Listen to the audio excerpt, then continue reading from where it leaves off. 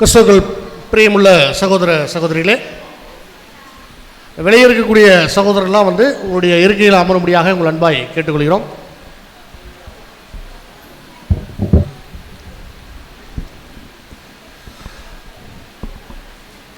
நிறைய காலி சேர்ஸ் தான் இருக்குது. அங்கே பிரதர் டைனிங்கில் யாராவது வர சொல்லுங்கள். சாப்பிட்டுட்டு இருக்காளா?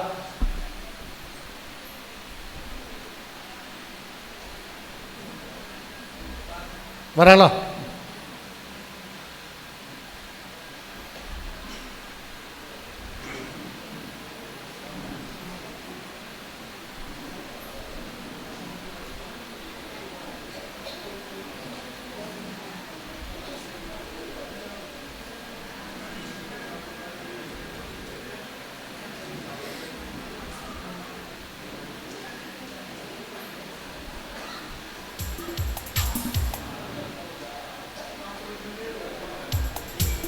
அப்படியா? ஆரம்பிச்சலாங்களா? தேவ சமூகத்தில் மிகவும் அன்பாய் கூட்டி சேர்க்கப்பட்ட அன்புக்குரிய சகோதர சகோதரிகளே, உங்கள் யாவருக்கும் நம்முடைய பிதாவாகிய தேவனுடைய நாமத்தினாலும் நம்முடைய கர்த்தராகிய இயேசு கிறிஸ்துவினுடைய நாமத்தினாலும் கிருபையும் சமாதானமும் உண்டாவதாக என்ற அன்பின் வாழ்த்துக்களோடு நாம் அனைவரும்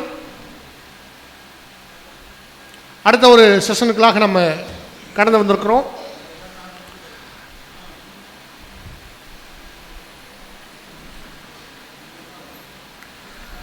பின்னால் இருக்கக்கூடிய அன்பு சகோதர சகோதரிகள் முன்பாக அமரும்படியாக கேட்டுக்கொள்ளப்படுகிறது.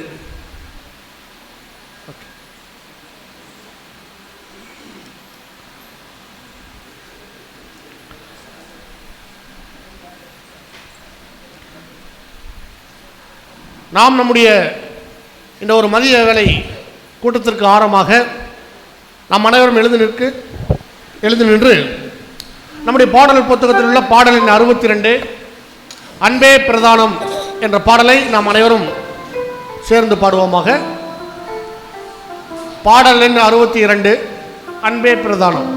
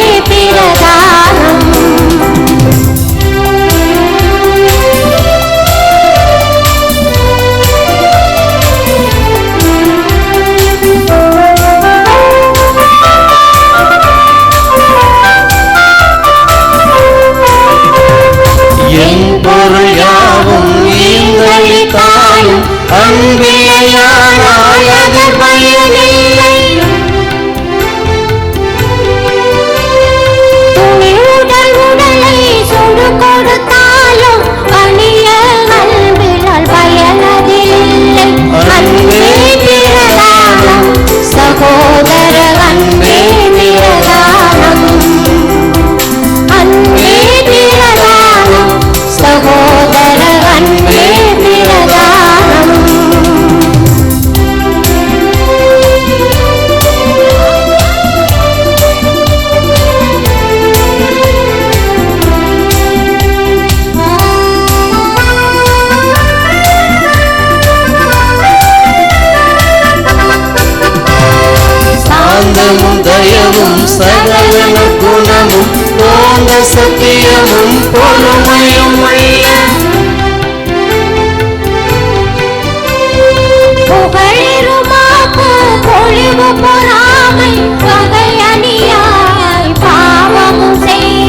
அன்பே பிரதானம் சகோதர அன்பே பிரதானம் அன்பே பிரதானம் சகோதர அன்பே பிரதானம்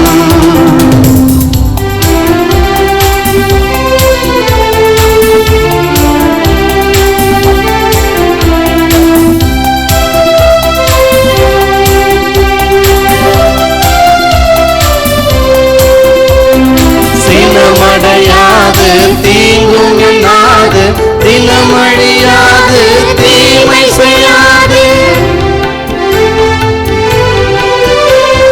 சகலமும் தாங்கும் சகலமும் நம்பும் மிகைப்பட வேண்டும் மேன்மை பெற்றோங்கும் அன்பே பிரதானம் சகோதர அன்பே பிரதானம் அன்பே பிரதானம் சகோதர அன்பே பிரதானம்.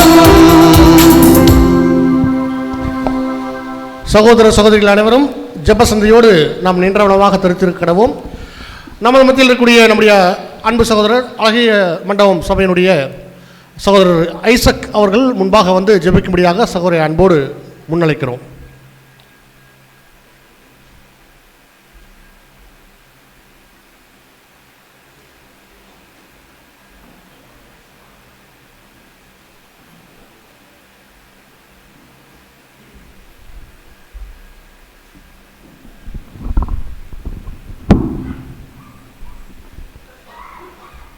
ஜெபிப்போம்.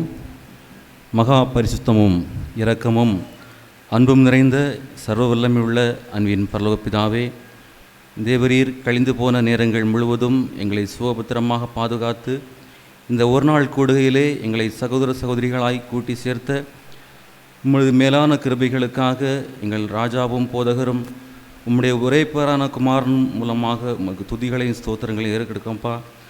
கழிந்து போன 2 பாடங்களை தேவன் 2 சகோதரர்களை கொண்டு எங்களுடைய ஆவிக்குரிய ஜீவிதத்திற்கு ஏற்ற வழியிலே எங்களுக்கு கற்றுக் கொடுத்தீர். இன்னும் இந்த ஒரு பாகத்திலும் தேவனே எங்களுக்காக நீர் ஏற்படுத்தின தாசனை தேவனுடைய கிருபையினாலும் பலத்தினாலும் வழிநடத்தி எங்களுக்கு போதிய ஆகாரத்தை தகப்பனே நீர் கற்றுக் கொடுக்கும்படியாக ஜெபிக்கிறேன்.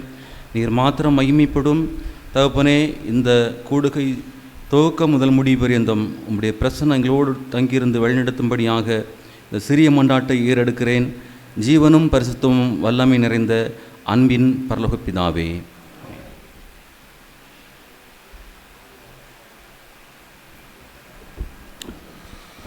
சகோதர யாரும் அமரலாம். கிறிஸ்துவுக்குள் பிரியமான சகோதர சகோதரிகளே, நாம் தொடர்ந்து இந்த ஒரு மதிய வேளை அமர்வுள்ள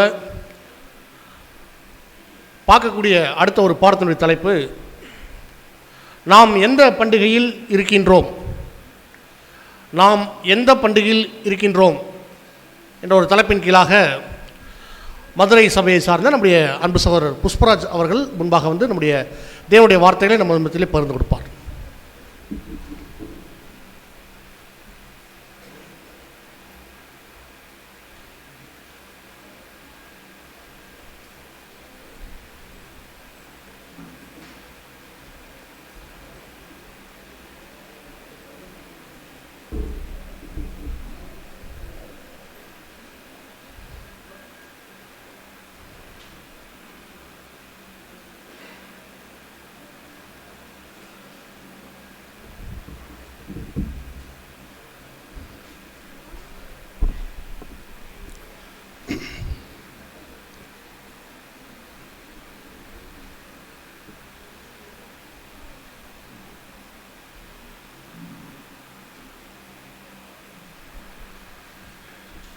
கிறிஸ்து இயேசுவில் மிகவும் பிரியமாக அழைக்கப்பட்ட தெரிந்து கொள்ளப்பட்ட அன்புக்குரிய சகோதர சகோதரிகளே, உங்கள் அனைவருக்கும் நம்முடைய பிதாவாகிய தேவனுடைய பரிசுத்த நாமத்தினாலும் நம்முடைய ஆண்டவரும் இரட்சகருமாக இருக்கக்கூடிய இயேசு கிறிஸ்துடைய இன்ப நாமத்தினாலும் கிருபையும் சமாதானமும் பெருக கடவுது என்ற அன்பின் வாழ்த்துதலை தெரிவித்துக் கொள்கிறோம்.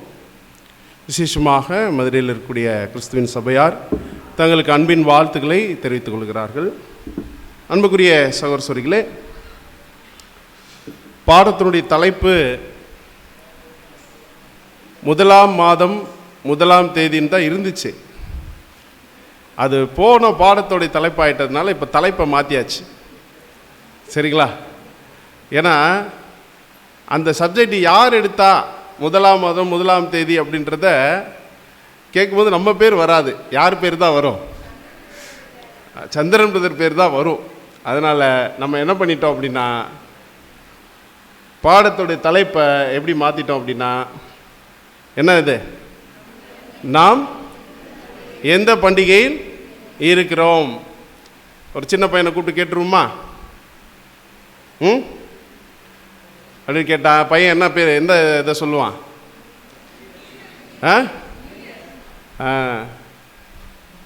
இதுதான் வேலை பார்க்க மாட்டேங்குது. புது வருஷம் அன்னைக்கும் என்ன சொல்லுவான்? ஹாப்பி நியூ இயர் அப்படின்னு சொல்லுவான். கரெக்டாக அந்த பண்டிகை தானா? சரி, என்ன பண்டிகையில் இருக்கிறோம்?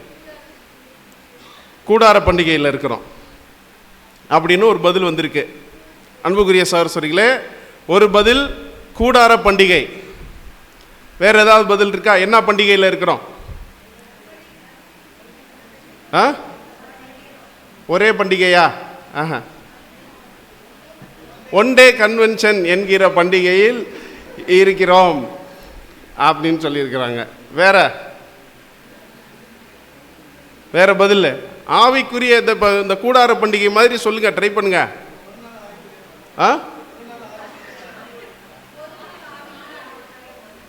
இதெல்லாம் இந்த பார்த்து பார்த்து ஒப்பிக்க கூடாது. ஒரு நாள் ஆவிக்குரிய மாநாடா? சரி, அதில் பார்க்கும்போது முக்கியமாக கீழே ஒன்று விட்டுட்டீங்க. இது அந்த மண்டபத்து பேர் என்னது? இது ஹால் பேர் என்னது? கரெக்டாக இதில் என்ன எழுதியிருக்க? ஏசி விஜயா மஹால். நான் பிரதர் மண்டபத்தை பார்க்கலான்னு கூட்டிகிட்டு வந்தார். மண்டபத்தை காமிக்கிறவங்களுக்கு எப்படி இருக்குன்னு சொல்லுங்கள், நம்ம ஆளுகளுக்கு இது போதுமான்னு கூட்டிகிட்டு வந்தார். கூட்டிகிட்டு வரும்போது மண்டபத்து பேர் என்ன பிரதர் அப்படின்னா ஏசி விஜயா மஹால் அப்படின்னார். நான் என்ன கேட்டேன்னா, இந்த ஏசின்றது கேளுங்க, இருங்குங்க, ஏசின்றது அந்த விஜயா அப்படின்றவங்களோட இன்சியலா இல்லை என்ன என்ன அப்படின்னு தான் கேட்டேன். இல்லை, அது ஏர் கண்டிஷனிங் அப்படின்னு சொன்னாங்க. சரிங்களா? இப்போ நீங்கள் வரிசையாக ஒன்றா சொல்லிட்டதுனால சொன்னாங்க. என்னன்னு சொன்னாங்க பிரதர். சரிங்களா? அன்புக்குரிய இப்போ பிரதர் கையில் தான் இருக்கு. ஆனால் என்ன பிரச்சனைனா, சும்மாவே அரை மயக்கம். ஏசியை போட்டால் என்ன ஆகும்? அதனால் வேணான்னு சொல்லியாச்சு. அன்புக்குரிய சகோதரர்களே, இத்தாலிய பிரதமர் ஒரு அம்மா இருக்காங்க. அந்த அம்மா டிசம்பர் வாழ்த்து செய்தி சொல்லியிருக்கிறாங்க. என்ன வாழ்த்து செய்தி சொல்லியிருக்காங்கன்னா, வரக்கூடிய வருஷம் 2026 இன்னும் எப்படி இருக்குமா? மோசமாகத்தான் இருக்கும். அவங்க சொல்லியிருக்காங்க, இந்த வருடம் நமக்கெல்லாம் ரொம்ப கடினமாக இருந்துச்சு, கவலைப்படாதீங்க, அடுத்த வருஷம் இன்னும் பைபிள் ஸ்டூடெண்ட்டாக இருப்பாங்க போல. ஏன்னா நாம தான் என்ன சொல்லிக்கிட்டு இருக்கிறோம் அப்படின்னா, இப்போ இந்த உலகத்துக்கு என்ன வந்தாச்சு? ஒரு நியாய தீர்ப்பு வந்தாச்சு அப்படின்னு சொல்லிட்டு இருக்கிறோம் இல்லையா? அதனால் அதே ஆங்கிளில் இந்த அம்மாவும் பேசிக்கிட்டு இருக்கிறாங்க. இத்தாலியில் இருக்கிறனால பேச தான் செய்யணும், வேறு வழி இல்லை. ஏன்னா அங்கே தான் எந்த ஒரு ஊர் இருக்கு? ரோம் இருக்கு. சரிங்களா? இந்த அம்மா இப்படி இந்த ஸ்டேட்மெண்ட் தான் கொடுத்து ஆகணும். கொடுக்கலைன்னா தான் ஆச்சரியம். கரெக்டுங்களா? ரைட். இப்போ நம்ம எங்கே போக போகிறோம் அப்படின்னு பார்த்தீங்கன்னா, எந்த பண்டிகையில் இருக்கிறோம் அப்படின்ற கேள்விக்குள்ளே தான் மறுபடியும் போக போகிறதுக்கு முன்னாடி இந்த ஆதார வசனத்தை நம்ம வாசித்தரலாம். 2 தீமோத்தேயு புஸ்தகம் 4வது அதிகாரம் 5வது வசனம். இங்கே பார்த்து வாசிக்கலாம், இங்கே பார்த்தும் நீங்கள் வாசிக்கலாம். 2 தீமோத்தேயு 4ஆம் அதிகாரம் 5ஆம் வசனம். நீயோ எல்லாவற்றிலும் மனத்தெளிவுள்ளவனாயிரு, தீங்கு அனுபவி, சுவிசேஷகனுடைய வேலையை செய், உன் ஊழியத்தை நிறைவேற்று. எத்தனை பாயிண்ட் இருக்கு இதுல? 3 4 4, அதுக்கு மேல ஏதாவது 5 6? சரி, என்னென்ன பாயிண்ட்? 4 பாயிண்ட் இருக்கு. மன தெளிவுள்ளவனா இருக்கிறது, 2வது தீங்கு அனுபவிக்கிறது, 3வது சுவிசேஷ வேலையை செய்யறது, 4வது ஊழியத்தை நிறைவேற்று. இது தெரிஞ்சுக்காம இந்த ஹாலை விட்டு இன்னைக்கு என்ன பண்ணக்கூடாது? போகக்கூடாது. அதுக்கு முன்னாடி அதே கேள்வி, நாம் எந்த பண்டிகையில் இருக்கிறோம் அப்படின்றது நமக்கு என்ன ஆகணும்? தெரியணும் இல்லையா? சரிங்களா? வேதத்தில் நம்முடைய பிதாவாகிய தேவன் அவருடைய சொந்த ஜனங்களாக இருக்கக்கூடிய இஸ்ரேல் ஜனங்களுக்கு எத்தனை பண்டிகைகள் ஆசரிக்க அவர் கட்டளை கொடுத்திருந்தார் அப்படின்றத நீங்கள் பதில் சொன்னீங்கன்னா மார்க்கு கிடையாது. ஏன்? ஏற்கனவே இங்கே போட்டாச்சு.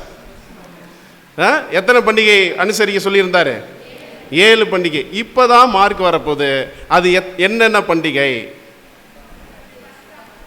பஸ்கா, பாவ நிவாரண நாள் பண்டிகை, கூடார பண்டிகை, அறுப்பின் பண்டிகை, எக்கால பண்டிகை, பாவ நிவாரணம் சொல்லிட்டாங்க, புளிப்பில்லா அப்ப பண்டிகை, முதற் பலன் தான் அந்த அறுப்பின் பண்டிகை. வேற கூடார பண்டிகை சொல்லிட்டாங்க. இன்னும் ஒன்று இருக்க, 50வது நாள் பண்டிகை ஒன்று இருக்கு இல்லையா? சரிங்களா? இதுதான் அந்த பண்டிகை. இப்போ நீங்கள் சொன்னதெல்லாம் வரிசை கிரமமாக போட்டிருக்கேன், வரிசை கிரமமாக போட்டிருக்கிறேன். இந்த மாதம் உங்களுக்கு பிரதான மாதமாக இருப்பதாக. இந்த மாதம் வீட்டு தலைவர்கள் ஒவ்வொருவரும் அப்படின்னா அந்த பண்டிகை என்ன பண்டிகை? பஸ்கா பண்டிகை. எந்த மாதம் வருது? முதல் மாதம் வருது. சரிங்களா? அதான் போட்டிருக்கோமா? சரியா? அதுக்கடுத்து பஸ்கா முடிச்சோடனே வரக்கூடிய பண்டிகை என்னது? புளிப்பில்லா அப்ப பண்டிகை. எத்தனை நாள்? எத்தனை நாள் அவங்க செலிப்ரேட் பண்ணணும்? 7 நாள். 3வது பண்டிகை என்னது? அறுப்பின் பண்டிகை, அது முதற் பலன்களின் பண்டிகை. 4வது பண்டிகை என்னது? அந்த அறுப்பின் பண்டிகையிலேருந்து 50 நாட்கள் எண்ணி அந்த 50வது நாள் ஒரு பண்டிகை அவங்க என்ன பண்ணணும்? கொண்டாடணும். அது என்ன பண்டிகைன்னா, இப்போ நமக்கு புதிய ஏற்பாட்டில் சொல்லப்பட்டிருக்கக்கூடிய பெண்டேகாஸ்ட் அந்த பண்டிகை. பெண்டேகாஸ்ட் பேர் வச்சிருக்கிறோம். அது பெண்டேகாஸ்ட்னா 50வது நாள் பண்டிகை தான் அது. சரிங்களா? ரைட். அதுக்கடுத்து ஒரு பண்டிகை பேர் இருக்கா? என்ன பண்டிகை? என்ன பண்டிகை? எக்கால பண்டிகை அப்படின்னு போட்டு இப்போ பாருங்க, இது ஃபுல்லாமே எந்த மாதம் வந்திருக்கு அப்படின்னா, முதல் 4 பண்டிகை March April, March April, March April. இது எப்போ வருது? 50வது நாள் போது எந்த மாதம் வந்துடும்? மே ஜூனில் வந்துடும். சரிங்களா? அடுத்த பண்டிகை எப்போ தான் ஆரம்பிக்குது? எப்போ தான் ஆரம்பிக்குது? நம்ம கேலண்டருக்கு போட்டிருக்கு. நம்ம கேலண்டருக்கு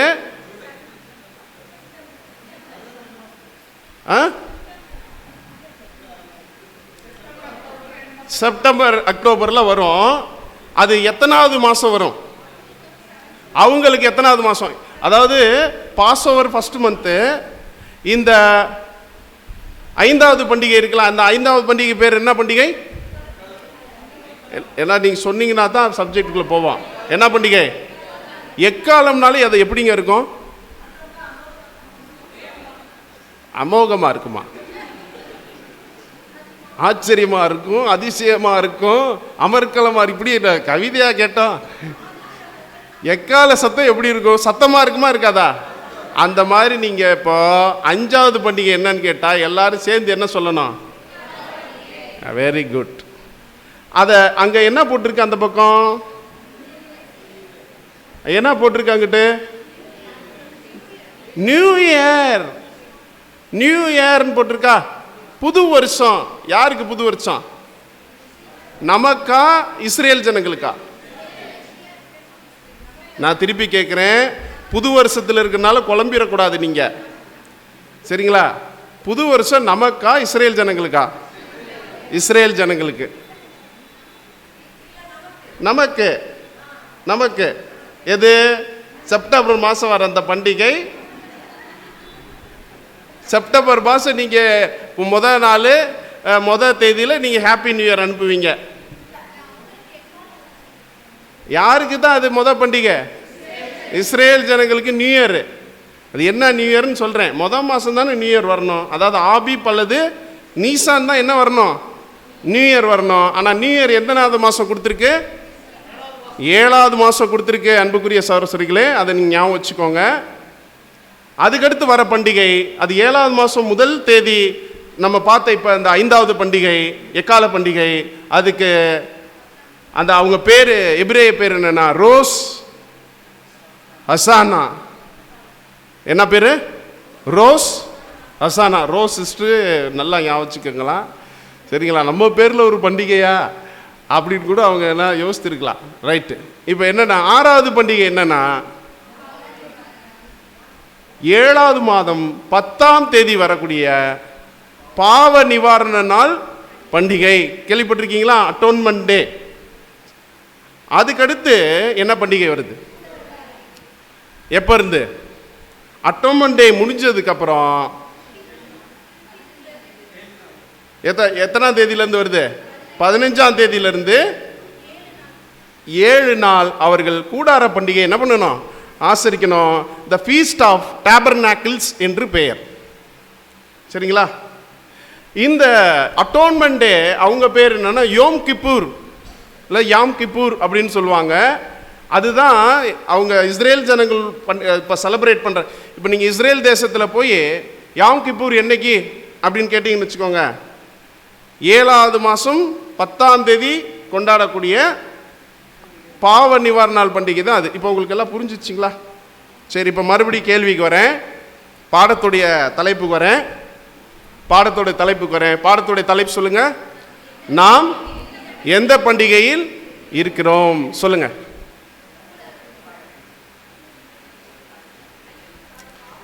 அதாவது இப்போ உங்களுக்கு டக்குன்னு நீங்கள் வேற எதுவும் யோசிக்கதில்லை. இந்த 7ல் தான் ஒன்று, இந்த 7ல் தான் 1ல் இருக்கிறோம்.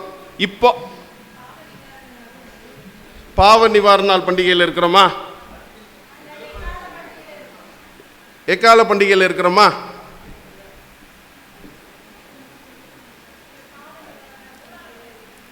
கூடார பண்டிகையில் இருக்கிறோமா? சரி, இப்படி பல ஆன்சர் வந்துட்டதுனால நம்ம இந்த எந்த பண்டிகையில் இருக்கிறோன்னு கண்டிப்பாக தெரிஞ்சே ஆகணும். கரெக்டா? ரைட். இப்போ இவ்வளோ நேரம் நம்ம பார்த்த இந்த பண்டிகைகள் இருக்கு இல்லையா, இது எங்கே வசனங்களாக கொடுக்கப்பட்டிருக்கு அப்படின்னு கேட்டிங்கன்னா லேவியராகமம் புஸ்தகம் 23வது அதிகாரம் 2ஆம் வசனத்திலிருந்து வாசிக்கலாம். லேவியராகமம் 23ஆம் அதிகாரம் 2ஆம் வசனம். நீ இஸ்ரவேல் புத்திரரோட சொல்ல வேண்டியது என்னவென்றால், சபை கூடி வந்து பரிசுத்த நாட்களாக ஆசரிக்கும்படி நீங்கள் கூடி வர வேண்டிய கர்த்தருடைய பண்டிகை நாட்களாவன. லேவியராகமம் 23வது அதிகாரத்தில் தான் நம்முடைய பிதாவாகிய தேவன் இஸ்ரேல் ஜனங்களுக்கு சொல்லப்பட்ட இந்த 7 பண்டிகைகளை குறித்து என்ன பண்ணியிருக்காருன்னு எழுதியிருக்கிறார். அதில் 5வது வசனம் வாசிக்கலாம். 5ஆம் வசனம். 1ஆம் மாதம் 14ஆம் தேதி அந்தி நேரமாகிய வேளையிலே கர்த்தரின் பஸ்கா பண்டிகையும். முதல் பண்டிகை இது. அது எப்போ? 1ஆம் மாதம் 14ஆம் தேதியில். அதுக்கடுத்து 6வது வசனம் வாசிக்கலாம். 6ஆம் வசனம். அந்த மாதம் 15ஆம் தேதியிலே கர்த்தருக்கு புளிப்பில்லா அப்ப பண்டிகையுமாய் இருக்கும். போதும். அடுத்து எப்போ பண்டிகை? 15ஆம் தேதி புளிப்பில்லா அப்ப பண்டிகை என்ன ஆகும்? ஆரம்பிக்கும். அதுக்கடுத்து 10வது வசனத்திலிருந்து வாசிக்கலாம். 10ஆம் வசனம் முதல். நீ இஸ்ரவேல் புத்திரரோட சொல்ல வேண்டியது என்னவென்றால், நான் உங்களுக்கு கொடுக்கும் தேசத்தில் நீங்கள் போய் சேர்ந்து அதன் வெள்ளாமையை அறுக்கும்போது உங்கள் அறுப்பின் முதற் பலனாகிய ஒரு கதிர்கட்டை ஆசாரியன் இடத்தில் கொண்டு வர கடவீர்கள். ஆசாரிய இடத்துல என்ன பண்ணணும்? கொண்டு வரணும். அடுத்து வாசிக்க தொடர்ந்து. உங்களுக்காக அங்கீகரிக்கப்படும்படி ஆசாரியன் அந்த கதிர்கட்டை ஓய்வு நாளுக்கு மறுநாளில் கர்த்தருடைய சன்னதியில் அசைவாட்ட வேண்டும். கர்த்தருடைய சன்னதியில் அதை என்ன பண்ணணும்? அசைவாட்டணும். எப்படி அசைவாட்டுவாங்க? தலையில செஞ்சு காப்பீங்க. இப்படி இப்படி, அடுத்து இப்படி இப்படி தான் என்ன பண்ணுவாங்க, அசைவாங்க. ஏன் இந்த எக்ஸசைஸ் பண்ண சொன்னோன்னு சொல்லுங்க. Very good. இப்போ அசைவாட்டு பண்டிகையில் நீங்கள் கொஞ்சம் நேரம் இருக்கணும். ஆனால் அது பாடல்ல. இப்போ அடுத்த பண்டிகை என்ன அப்படின்னு பார்த்தீங்கன்னா 16வது வசனத்திலிருந்து வாசிக்கலாம். 16ஆம் வசனம் முதல் 7ஆம் ஓய்வு நாளுக்கு மறுநாளாகிய 50ஆம் நாள் மட்டும் எண்ணி கர்த்தருக்கு புதிய போஜன பலியை செலுத்த கடவீர்கள். இது 50வது நாள் புதிய போஜன பலி செலுத்தக்கூடிய ஒரு பண்டிகை. சரிங்களா? அதுக்கடுத்து இப்போ நம்ம எங்கே போக போகிறோம் அப்படின்னா, செப்டம்பர் மாதம் ஒன்று ஆரம்பிச்சில, 7வது மாதம் ஒன்று ஆரம்பிச்சிச்சுல, முதல் தேதியில் அதுதான் என்ன பண்டிகை? எக்கால பண்டிகை. அவங்க ஊரில் என்ன பேர் அது?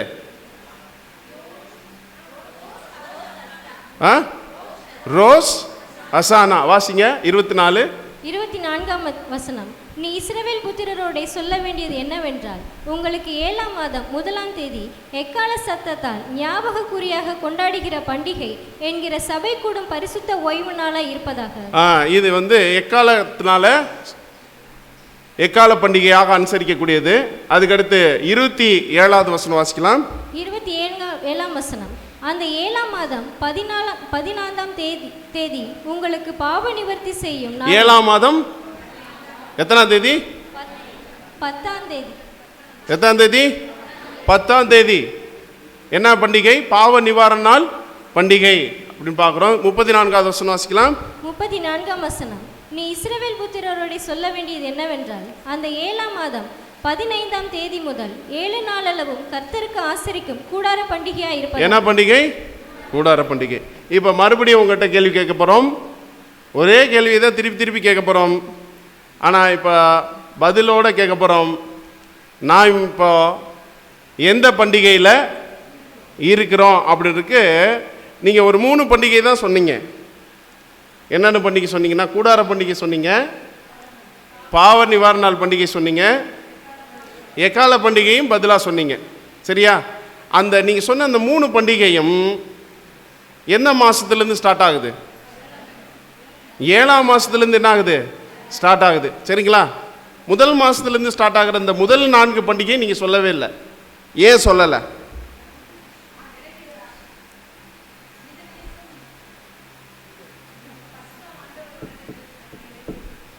ஏன் சொல்லலை? இது நீசான் மாதம் இல்லையே. அப்படி பார்த்தா எக்கால பண்டிகை இல்லையே. நம்மளுக்கு ஜனவரியில் இருக்கிறோம். சரியா? இப்போ அன்புக்குரிய சொல்ல, தெரிஞ்சோ தெரியாமலோ நீங்கள் சொன்ன 3 பதிலில் ஒரு பதில் சரியான பதில். அது என்ன பண்டிகைன்றத ஒரு வட்டம் போட்டு இங்கே காமிச்சிருக்கிறோம். அது என்ன பண்டிகை? 4வது பண்டிகை அல்ல, அது 5வது பண்டிகை. என்ன பண்டிகை? என்ன பண்டிகை? அது கொஞ்சம் டல்லாக இருக்குது இருந்தது. சரி, ஆங்கிலத்தில் இருக்கிறதுனால உங்களுக்கு சரியாக தெரியல. அது என்ன பண்டிகை என்றால் ரோஸ் அசானா. என்னது? ரோஸ் அசானா. ஸோ உங்கள் அனைவருக்கும் ஹாப்பி ரோஸ் ஹசானா அப்படின்னு கூட சொல்லலாம். சரிங்களா? அன்புக்குரிய சரஸ்லே, ஏன் இப்போ இந்த பண்டிகையில் நம்ம இருக்கிறோம் அப்படின்றத இப்போ நம்ம பார்க்க போகிறோம். சரிங்களா? ஏன் இந்த பண்டிகையில் இருக்கிறோம், இந்த பண்டிகையில் இருந்து கொண்டு நாம் என்ன செய்ய வேண்டும். ஒரு பண்டிகைன்னு இருந்தால் அந்த பண்டிகைக்குள்ள நம்ம ஏதாவது ஒரு விஷயம் செய்வோம் இல்லையா? இந்த பண்டிகையில் ரோஸ் அசானா எக்கால பண்டிகையில் நம்ம என்ன செய்ய போகிறோன்றதை பார்க்க போகிறோம். ஏன் இந்த பண்டிகையில் இருக்கோன்றதையும் இப்போ என்ன பண்ண போகிறோம், நம்ம பார்க்க போகிறோம். அதுக்கு முன்னாடி இந்த எக்கால பண்டிகையை குறித்து தேவன் என்ன பண்ண சொல்லியிருந்தார்னு ஒரு சில காரியங்கள் பண்ணால், அந்த பண்டிகையில் அந்த 7வது மாதம் முதல் தேதியில் என்ன பண்ணியிருந்துருக்கணும்னா எக்கால ஊதி இருக்கணும். சரிங்களா? இப்போது இந்த எக்காலம் எதனால் ஊதி இருக்கணும் அப்படின்னா, தேவன் அந்த ஒரு எக்கால பூரிகை, அந்த பூரிகைகளை கூட அவர் செய்ய சொல்லி என்ன பண்ணியிருந்தாருன்னா இன்ஸ்ட்ரக்ஷன் கொடுத்துருந்தாரு. என்னாகும் புஸ்தகம் 10வது அதிகாரம் 2வது வசனத்தில் நம்ம வாசிக்கலாம். என்னாகமம் 10ஆம் அதிகாரம் 2ஆம் வசனம். சபையை கூடி வரவழைப்பதற்கும் பாளையங்களை பிரயாணப்படுத்துவதற்கும் உபயோகமாக 2 வெள்ளி பூரிகைகளை செய்து கொள்வாயாக. எத்தனை வெள்ளி பூரிகள் செய்யணும்? 2 பூரிகள் செய்யணும். அவைகள் ஒரே வெள்ளி தகட்டால் செய்யப்பட வேண்டும். அவைகள் ஒரே வெள்ளி தகட்டால் என்ன பண்ணணும்? செய்யணும் அப்படின்றத பார்க்குறோம். இப்போ சபை கூடி வர்றதுக்கு மாத்திரம் அவங்க எக்காலம் ஊதுனாங்களா அப்படின்னு பார்த்தீங்கன்னா இல்லை, அநேக காரியங்களுக்காக அவங்க எக்காலம் ஊதுனாங்க. இந்த வசனத்தில் சொல்லப்பட்ட 2 வெள்ளி பூரிகள் இன்றைக்கு நமக்கு எதை அடையாளப்படுத்துது?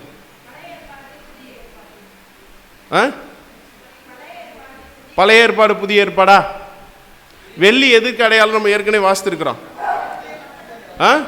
வாசிங்க சிஸ்டர். 12:6 சங்கீதம் 12ஆம் அதிகாரம் 6ஆம் வசனம். கர்த்தருடைய சொற்கள் மண்குகையில் 7 தரம் உருக்கி புடமிடப்பட்ட வெள்ளி கொப்பான சுத்த சொற்களாய் இருக்கிறது. வெள்ளி கொப்பான, அப்ப வெள்ளி எதற்கு அடையாளம்? கர்த்தருடைய சொற்களுக்கு அடையாளம். அப்படின்னா அந்த 2 வெள்ளி புரிகள் எது? ஒன்று பழைய ஏற்பாடு, ஒன்று புதிய ஏற்பாடு. சரிங்களா? இதுதான் இதை கொண்டு தான் இப்போ எதை ஊதணும்? எக்காலம். இந்த 2 வெள்ளி பூரிகளை வைத்து தான் நம்ம எக்காலம் என்ன பண்ணணும்? ஊதணும். சரிங்களா? ரைட். இப்போ ஊதிட்டு இருக்கிறோமா? இந்த ஒரு பாயிண்ட்டே நம்ம எந்த பண்டிகையில் இருக்கிறோன்னு சொல்ல வருது? எக்கால பண்டிகையில் இருக்குன்னு சொல்ல வருது. ஏன் 4 பண்டிகை இல்லை அப்படின்றத கூட நான் இப்போ உங்களுக்கு நான் சொல்கிறேன். இப்போ இந்த எக்காலம் ஊதும்போது என்ன மாதிரி இருக்கும் அந்த ஒரு நாட்களில் அப்படின்றத தேவன் இன்ஸ்ட்ரக்ஷன் கொடுத்துருந்தார். வாசிக்கலாம். என்னாகமம் 10ஆவது அதிகாரம் 3 முதல்.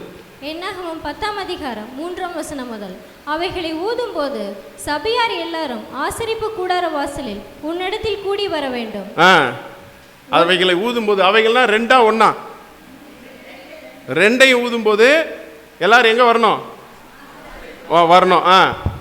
ஒன்றை மாத்திரம் ஊதினால் இஸ்ரவேலில் 1000 தலைவராகிய பிரபுக்கள் உன்னிடத்தில் கூடி வர கடவுள். ஒன்று மட்டும் ஊதுனா யார் வரணும்? 1000 தலைவராகிய பிரபுக்கள் வரணும். தொடர்ந்து நீங்கள் அவைகளை பெருந்தொனியாய் முழங்கும் போது கிழக்கே இருக்கின்ற பாளையங்கள் பிரயாணப்பட கடவுது. கிழக்கே இருக்கிற பாளையங்கள் பிரயாணப்பட கடவுது. தொடர்ந்து வாசிக்கலாம். உங்கள் மகிழ்ச்சியின் நாளிலும் உங்கள் பண்டிகைகளிலும் மாத பிறப்புகளிலும் உங்கள் சர்வாங்க தகன பலிகளும் சமாதான பலிகளும் செலுத்தப்படும் போது பூரிகைகள் ஊத வேண்டும். எப்பெல்லாம் பூரிகைகள் ஊதணும்? அதாவது எப்பெல்லாம் எக்கால ஊதணும்? சரிங்களா? ரைட். சரி. இப்போ இந்த எக்காலத்தை யார் ஊதணும்? யார் ஊதணும்? வாசிக்கலாம். 8வது வசனம். என்னாகமம் 10ஆம் அதிகாரம் 8ஆம் வசனம். ஆரோனின் குமாரராகிய ஆசாரியர் பூரிகைகளை ஊத கடவுள். அப்ப இந்த பூரிகைகள் யார் மட்டும்தான் ஊதணும்? யார் அந்த ஆசாரியர்கள்? ஆசரிப்பு கூடாரத்தில் இருக்கிறவர்கள், ஆரோனின் குமாரர்கள். இப்ப யாரு? ஆசாரியர்கள் யாருன்னு கேட்குறேன் இன்னைக்கு? நம்ம தான். அப்போ இந்த பழைய ஏற்பாடு புதிய ஏற்பாடு வாசித்து அதுக்கு விளக்கம் இந்த உலகத்திலேயே யார் மட்டும்தான் கொடுக்கணும்? வேற ஒருத்தர் கொடுக்க முடியுமா? பேண்டு. நீங்கள் புது சிருஷ்டி புஸ்தகம் நம்முடைய மூத்த சகோதரர் எழுதின 6ஆம் தொகுதியில் நீங்கள் கவனித்து பார்த்தீங்கன்னா வேதாகமம் யாருக்கு எழுதப்பட்டிருக்குது அப்படின்னா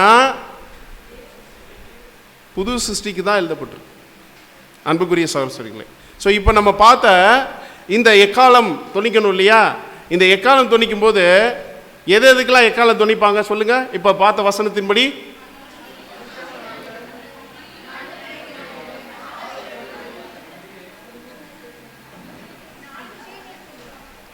ஏழு 8 சொல்லிட்டீங்க.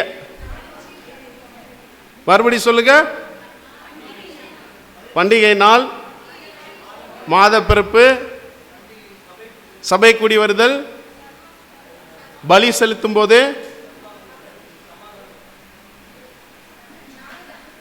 இப்ப பாருங்க, நீங்க சொன்னதெல்லாம் உங்களுக்காக கஷ்டப்பட்டு என்ன பண்ணிருக்க? கஷ்டப்பட்டு இல்லை, இஷ்டப்பட்டு நீங்க போட்டிருக்கு. என்னென்ன அப்படின்னு பார்த்தீங்கன்னா இந்த 8 பாயிண்ட் இப்போ நான் போகும்போது கேட்பேன் கடைசியா. சரிங்களா? ஒன்று என்னது? சபை கூடி வருவதற்கு இப்போ என்ன பண்ணணும்? எக்காலம் ஊதணும். சரியா? அதுக்கடுத்து எக்காலம் இந்த சத்தம் கேட்டுச்சா உங்களுக்கு? சபை கூடி வர இந்த சத்தம் கேட்டுச்சா? கேட்டுச்சு. கேட்டதுனால தான் எங்கே வந்திருக்கிறான். ஆனால் ஒரு சிலருக்கு கேட்டுச்சு.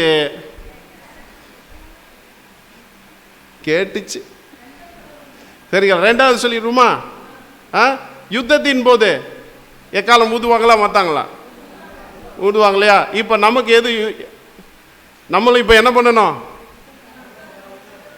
நல்ல சரியான பாயிண்ட்டை சொன்னீங்க. அந்த பிரதரை வச்சுக்கிறேன். யுத்தம் தான் ஒன்று பண்ணணும். அப்படின்னா எந்த யுத்தம்? நம்மளுடைய பழைய மனுஷனோட நம்ம இப்போ என்ன பண்ண வேண்டியிருக்கு? ஒரு யுத்தம் பண்ண வேண்டியிருக்கு. அதுக்கடுத்து ஆசாரியர் பணிகள் செய்யும்போதுனா என்ன அர்த்தம்? ஆசாரியர் என்ன பண்ணி தான் செய்வார்? பலி செலுத்துவார். கரெக்டா? அப்போ ஆசாரியர் யாரு? நாம தான். நாம பலி செலுத்தும் போதும் எது ஊதப்பட்டிருக்கணும்? சரி. பாளையங்கள் பிரயாணப்படும் போதும், பாவ நிவாரண நாள் அன்னைக்கும், யூப்ளி வருஷத்தை அறிவிக்கும் போதும், மாத பிறப்புகள், நியமித்த நாட்கள், பண்டிகை நாட்கள்லையும் எதை ஊதணும்? எக்காலம் ஊதணும். முக்கியமாக கடைசியாக ஒரு பாயிண்ட் போட்டிருக்கேன் பாருங்க. என்னது? ராஜா அபிஷேகம் பண்ணப்படும் போதும் எக்காலம் என்ன பண்ணணும்? ஊதணும். அன்புக்குரிய சரஸ்வரிகளே, இப்போ ஏன் இந்த பண்டிகையில் நாம் இருக்கிறோம், எக்கால பண்டிகையில் அப்படின்றதுக்கான காரணம் இப்போ நம்ம பார்க்க போகிறோம். தேவன் 7 பண்டிகையை கொடுத்துருந்தாரு. அந்த 7 பண்டிகையோட வரிசை இதுதான். பஸ்கா பண்டிகை, புளிப்பில்லாத அப்ப பண்டிகை, அறுப்பின் பண்டிகை ஆகிய முதற் பலனின் பண்டிகை, 50வது நாள் பண்டிகை, கூடார பண்டிகை, பாவ நிவாரண நாள் பண்டிகை, இல்லை எக்கால பண்டிகை, பாவ நிவாரண பண்டிகை, கூடார பண்டிகை. கரெக்டுங்களா? ரைட். இதில் இந்த முதல் 4 பண்டிகை இருக்கு இல்லையா? என்னென்ன பண்டிகை? இப்போ உங்களுக்காக பிரித்து போட்டிருக்கேன். பஸ்கா பண்டிகை, புளிப்பில்லா அப்ப பண்டிகை, முதற் பலர்கள் பண்டிகை, 50வது நாள் பண்டிகை. இந்த 4 பண்டிகையும் நம்முடைய ஆண்டவராகிய இயேசு கிறிஸ்து முதலாம் வருகையில் வந்திருக்கும் போது அவர் அந்த பண்டிகைக்குரிய அர்த்தத்தை, பொருளை நிறைவேற்றி விட்டார். ஆமாவா இல்லையா? இப்போ உதாரணத்துக்கு பஸ்கா பண்டிகை எடுத்துக்கோங்க. வசனம் என்ன சொல்லுது? நம்முடைய பஸ்காவாகிய கிறிஸ்து நமக்காக பலியிடப்பட்டிருக்கிறாரே. நிறைவேற்றிட்டாரா? சரிங்களா? அடுத்து புளிப்பில்லா அப்ப பண்டிகை. அவருடைய வாழ்க்கையில் ஏதாவது புளிப்பு நமக்கு எது அடையாளம்? பாவத்திற்கு அடையாளம். அவருடைய வாழ்க்கையில் இந்த 7 நாள் அளவும் அனுசரிக்கணும். கம்ப்ளீட்டாக பரிபூர்ணமாக ஆண்டவராக இயேசு கிறிஸ்து பாவம் இல்லாதவராக அவர் வாழ்ந்தார். அப்போ அந்த பண்டிகையை நிறைவேற்றிட்டாரா? முதற் பலன்கள், நித்திரை அடைந்தவர்கள். 1 கொரிந்தியர் புஸ்தகம் 15வது அதிகாரத்தில் என்ன சொல்லுதுன்னா, மரித்தோரில் உயிர் தெழுந்தவர்களில் முதற் பலன் யார் தான்? ஆண்டவராகிய இயேசு கிறிஸ்து தான். அவருடைய உயிர்த்தெழுதல் இருந்தது 50வது நாள் தான். என்ன பண்டிகை? எப்படின்னா பெந்தேகோஸ்தே நாள் பண்டிகை. இயேசு கிறிஸ்து நாமத்தினால 3000 பேர் என்ன பண்ணினாங்க? ஞானஸ்தானம் பெற்றுக்கொண்டாங்க. 4 பண்டிகையும் ஆண்டவராக இயேசு கிறிஸ்து எப்போ கம்ப்ளீட் பண்ணிட்டார்?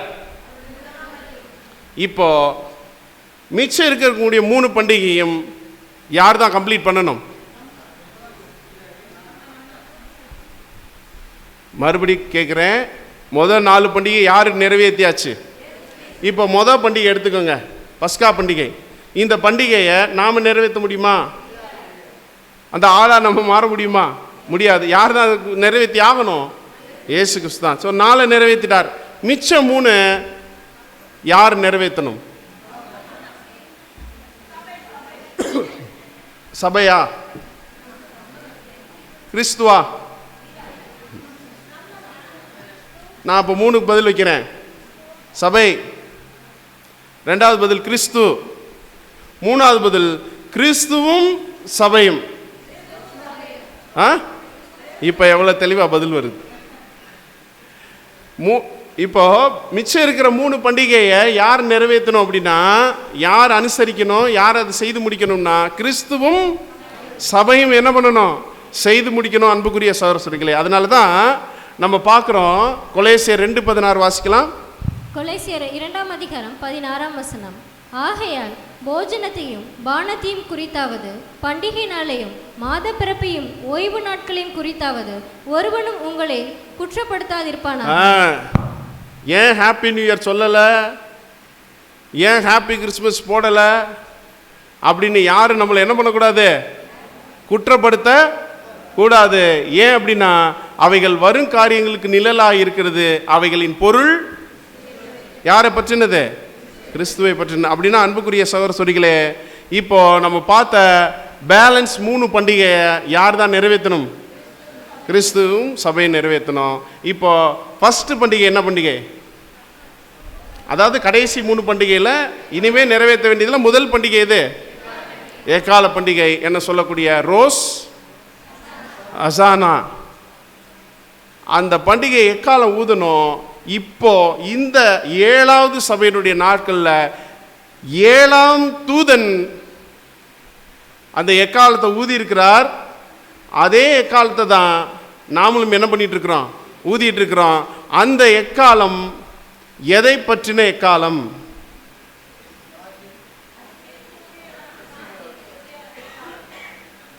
கிறிஸ்துடைய ராஜ்யத்தை பற்றி எக்காலம்னா இன்னும் கொஞ்சம் ஸ்பெசிஃபைடா சொல்லுங்க. இப்போ 8ஆவதா ஒன்று போட்டிருந்தோம் இல்லையா? என்ன போட்டிருந்தோம்?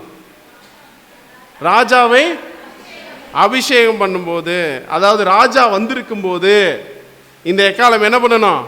ஊதணும். இப்போ நம்ம ஊதுற எக்காலம் என்னன்னு சொல்லுங்க? ஆண்டவராய் இயேசு கிறிஸ்து.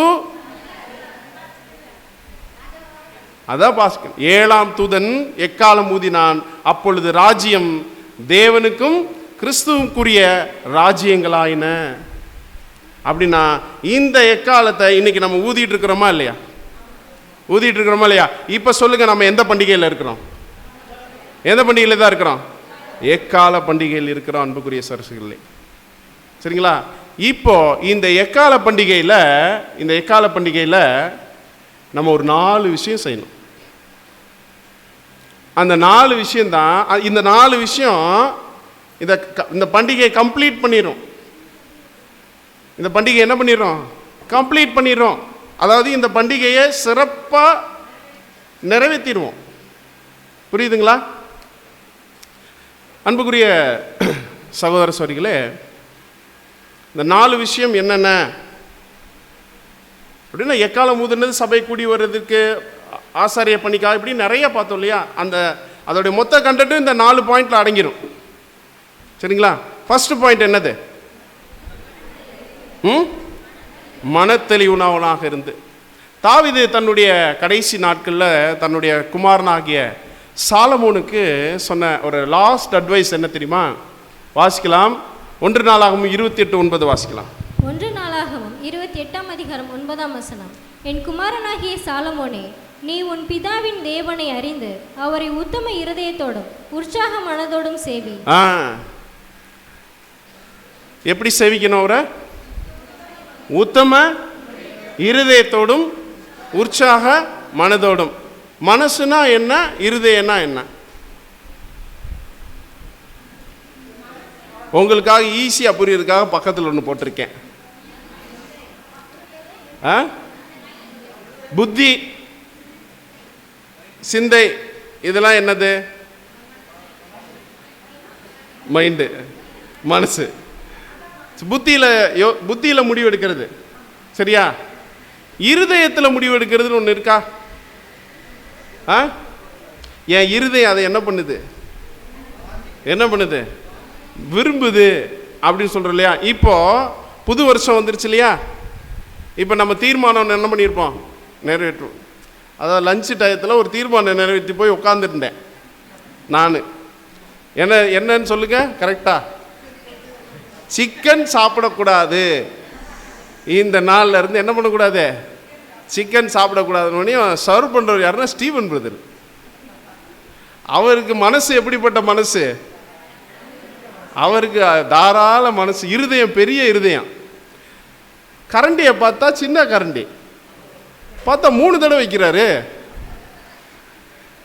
சரி, இப்போ நம்ம என்ன தீர்மானம் போட்டிருந்தோம்? முதல் நாள் புத்தி சொல்லிருச்சே நீ சிக்கன் சாப்பிடக்கூடாது அப்படின்னு. இப்போ மனசு என்ன சொல்லுது? ஒன்றை சாப்பிட்டு பாரு, எப்படி இருக்குன்னு பார்த்துக்கிட்டு அதுக்கப்புறம் என்ன பண்ண முடிவு பண்ணணுன்னே ஒன்றை எடுத்து வாயில் போட்டவனியுமே ஆர்டர் கொடுத்த இடம் சூப்பர் இடம் போல. சரிங்களா? கண்டினியூ பண்ணி முடிச்சாச்சு. சூப்பரா சுபம் அப்படிலாம் சொல்லக்கூடாது. இப்போ என்ன அப்படின்னா, இப்போ நான் புத்தியில் செயல்பட்டேன்னா இந்த ஒரு முடிவு எடுத்துட்டேன்ல, அது புத்தியில் செயல்பட்டேன்னா மனசில் செயல்பட்டேனா? மனசில் செயல்பட்டுட்டேன். சரியா தப்பா?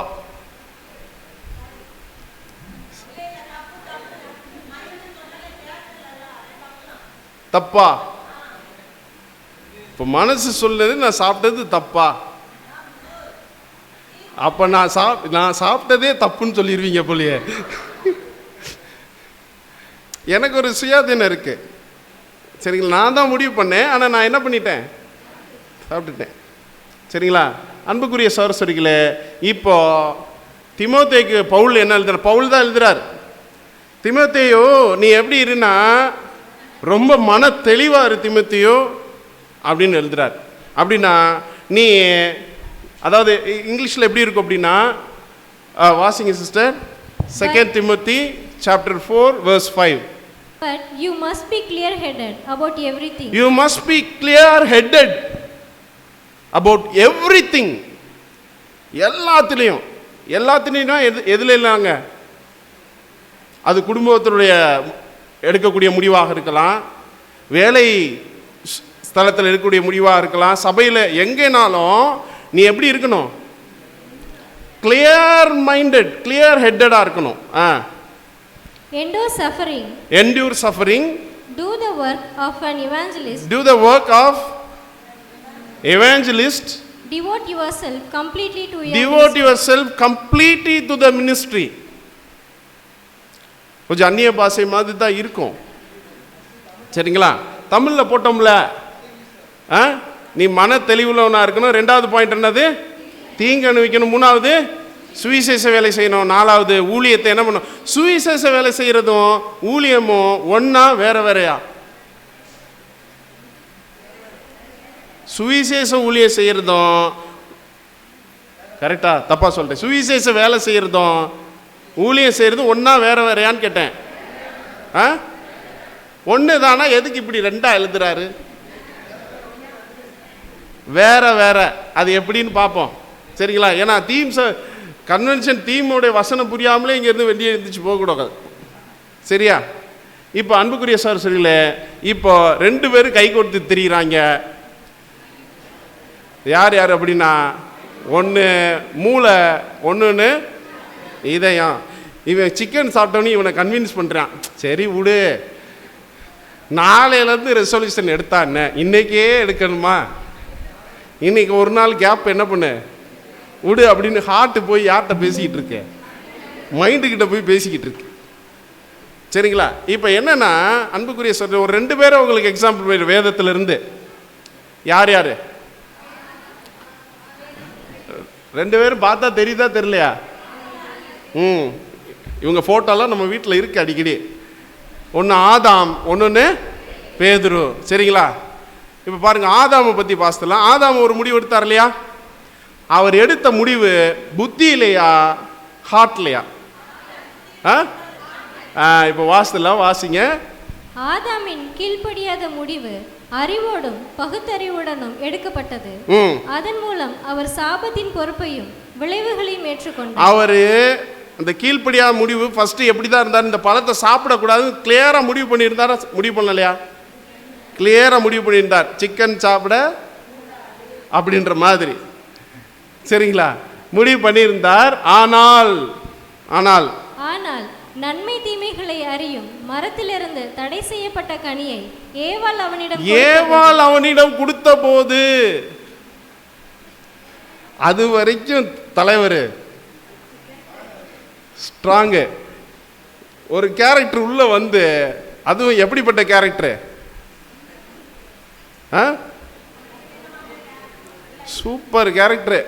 தன்னுடைய துணைவியார் அவங்க வந்து அவன்கிட்ட கொடுத்த போது அதில் சம்பந்தப்பட்டிருந்த இதய உணர்வுகளை கற்பனை செய்து பாருங்கள். நீங்க செஞ்சு பாருங்க, ஆதாமா மாறிடுங்க. அந்த பழத்தை கையில் வாங்கிட்டு இப்போ பாருங்க, இல்லை கொடுத்த போதுன்னு தான் இருக்கு. அடுத்து வாசிங்க. அங்கே தனிமையை பற்றிய பயமும் கீழ்ப்படுதலை தாண்டி செல்ல வேண்டும் என்ற துணிச்சலும் இருந்தன. அவனது மனம் தன் இருதயத்தின் உணர்வுகளுக்கு அடிபணிந்தது. அவருடைய மனம், புத்தி எதுக்கு அடிபணிஞ்சிருச்சு? ஹார்ட்டுக்கு அடிபணிஞ்சிருச்சு. நாம் அனைவரும் இந்த சமநிலையற்ற தன்மையில்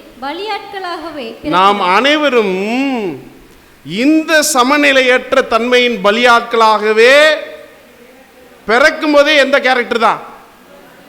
ஹார்ட் தான். ஹார்ட்ல தான் முடிவு எடுப்பான். இந்த ஒரு பார்ன் பேபி எப்படி தான் முடிவு எடுக்கும்னா, ஆதாமினுடைய குணம் எப்படி தான் பிறக்கும்? ஹார்ட்ல முடிவு எடுத்து தான் பிறக்கும். நமது பகுத்தறிவு வலித்து வரும்போது பெரும்பாலும் நமது உணர்வுகளுக்கு அடிபணிந்து விடுகிறோம். பெரும்பாலும் இப்போ இது ஆதாமுடையது. இப்போ அடுத்து யார் பார்க்கணும்? பேதுரு பார்க்கணும். பேதுருடைய இதயத்தை ஃபர்ஸ்ட் பார்ப்போம். பேதுருடைய இதயம் எப்படிப்பட்ட இதயம்? நான் ஆண்டவர்கிட்ட என்ன சொன்னார்? ஆண்டவரே, சாகர் இருந்தால் ஃபஸ்ட்டு என்னை கத்தி என்கிட்ட தான் வரணும். நான் செத்தாதான் நீங்கள் உங்களை யாரும் என்ன பண்ண முடியும், வந்து தொட முடியும், பார்த்துக்குங்க அப்படின்னு ரொம்ப ஸ்ட்ராங்காக இருந்தவர் தான் யார்? அப்படியே கெத்செமனே வராரு. அப்படியே அந்த அவங்க அரெஸ்ட் பண்ண வரும்போது, யார்கிட்ட அரெஸ்ட் பண்ண வரீங்கன்னு ஃபஸ்ட்டு யாருது? அப்போது ஹார்ட் எப்படி இருக்கு? ஹார்ட் எப்படி இருக்கு? ஸ்ட்ராங்காக இருக்கு. இப்போ பேதுரு என்ன பண்ணிட்டார் தெரியுமா? வாசிங்க. சில சமயங்களில் புத்தி உணர்ச்சியை வென்றுவிடும். புத்தி உணர்ச்சியை என்ன பண்ணிரும்? ஜெயிச்சிரும். பேதுருவின் விஷயத்தில் அவனது இதயம் சரியானதாகவே இருந்தது. அவருடைய இருதயம் எப்படிதான் இருந்துச்சு? நல்லா தான் இருந்துச்சு. ஆனால் அந்த சம்பவங்களின் உண்மைகள் குறித்த ஆழமான உறுதியுடன் அவன் போதுமான அளவு ஆயுதம் தரித்திருக்கவில்லை. இயேசுவுடன் இருந்தாலும் விசாரணை நடவடிக்கைகளையும் நீதிக்கு இழைக்கப்பட்ட அநீதியையும் கண்டதாலும் ஏற்பட்ட அழுத்தங்கள் அவனது இதயத்தை ஆட்கொண்டன. அந்த ஒரு கணத்தில் அது நடுங்கியது. இயேசுவுடன் இருந்தாலும் அவர் கூட தான் இருந்திருக்காரு 3 வருஷம். விசாரணை நடவடிக்கைகளும் பார்த்துக்கிட்டே இருக்கிறாரு. அவருக்கு இழைக்கப்பட்ட அந்த அநீதியையும் பார்த்துட்டு இவருக்கு ஒரு ப்ரெஷர் வருது. ஏன்னா அடுத்து யாரை தான் தூக்குவாங்க? இவரை தான் தூக்குவாங்க. இந்த ப்ரெஷர் வந்தவனையுமே அவருடைய இருதயம் என்ன ஆகுது? ஆட்டம் கண்டு இப்போ என்ன முடிவு எடுக்கிறாருன்னா, இவர் பின்னாடி இனிமேல் என்ன பண்ணக்கூடாது, போகக்கூடாதுன்னு போகும்போது கரெக்டாக நீயும் அவர்களில் ஒருவன் தானே. இவருக்கு என்ன ஆகுது? கை காலில் என்ன ஆகுது? நடுங்குது. சரி, இப்போ மறுபடியும் கேள்விக்கு வந்துடுவோம், விஷயத்துக்கு வந்துடுவோம். நம்ம எப்படி இருக்கணும்? மன தெளிவாக இருக்கணும். இப்போ சொல்லுங்க, மன தெளிவாக இருக்கீங்களா? ஹார்ட்டில் முடிவு எடுக்கணுமா, மைண்டில் முடிவு எடுக்கணுமா? ஹார்ட்டில் முடிவு எடுக்கணுமா, மைண்டில் முடிவு எடுக்கணுமா? இப்போ இந்த 2 முடிவுமே தப்பு. இப்போ நீங்க பார்த்ததுல ஆதாம் எடுத்ததும் தப்பு, பேதுரு எடுத்ததும் தப்பு. கரெக்டா? இப்போ நீங்க சொல்லுங்க, மைண்ட்ல எடுப்பீங்களா, ஹார்ட்ல எடுப்பீங்களா? ஏன்னா புது வருஷம் தொடங்கிருச்சு. இனிமேல முடிவு பண்ணலன்னு வச்சுக்கோங்க, ரெண்டுலையும்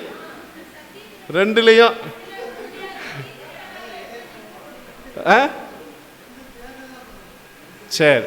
இப்போ எல்லாத்துக்கும் ஆன்சர் யாருக்கிட்ட போவோம்? ஆண்டவர்கிட்ட போயிடும் இல்லையா? பாருங்க, ஆண்டவர் சீசரில் பார்த்து என்ன சொன்னார்னா, நீங்கள் புறஜாதியாருடைய நாடுகளுக்கு போகாமலும் சமாரியர் பட்டணங்களில் பிரவேசிக்காமலும் இருங்கள், காணாமல் போன ஆடுகளாகிய இஸ்ரேல் வீட்டாரத்தில் போங்க. யாருக்கு தான் ஒரு மினிஸ்ட்ரி, அவருடைய ஊழியம் யாருக்கு மட்டும்தான்? இஸ்ரேல் ஜனங்களுக்கு மட்டும்தான். ஸோ அங்கே என்ன சொல்லப்பட்டிருக்குன்னா, Jesus told his disciples not to go in to the way of gentiles. புறஜாதிகள்கிட்ட என்ன பண்ணாதீங்க, போகாதீங்க.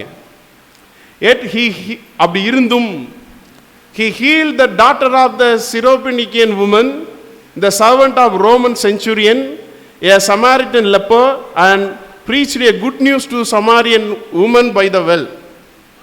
அதாவது ஆண்டவராக இயேசு கிறிஸ்து புறஜாதிகிட்ட போகான்னு சொல்லிட்டு புறஜாதிகளுக்காக அவர் எந்த ஊழியத்திற்குள்ளேயும் ஈடுபடாத போது, இதே நம்முடைய ஆண்டவராக இயேசு கிறிஸ்து சீரேபேனிக்கா ஸ்திரீக்காகவும், நூற்றுவர் தலைவனுடைய வேலைக்காரனுக்காகவும், சமாரியர்களுடைய ஒரு தொழுநோய் பிடித்தவனுக்காகவும், ஒரு சமாரியா ஸ்திரீகிட்ட மேசியா யார் என்று அறிவிக்கக்கூடிய மாபெரும் சத்தியத்தை சொல்லக்கூடியவராகவும் இருந்தார். ஆனால் அவர் என்ன முடிவு பண்ணியிருந்தார்? புறஜாதிகள் என்ன பண்ணக்கூடாது, போகக்கூடாது. அப்படின்னா ஏன் இந்த 4 பேருக்கு அவர் மிராக்கிள் பண்ணார்? ஏன் இந்த புறஜாதி ஜனங்களுக்கு அவர் அற்புதம் செய்தார்?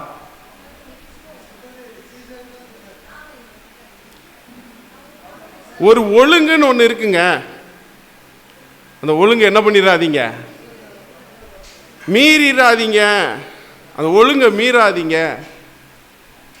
அப்படின்னு நம்மளை புத்தி சொல்லும். ஆனால் ஆண்டவராக இயேசு கிறிஸ்துவோட ஒழுங்கை மீறினாரா சொல்லுங்க.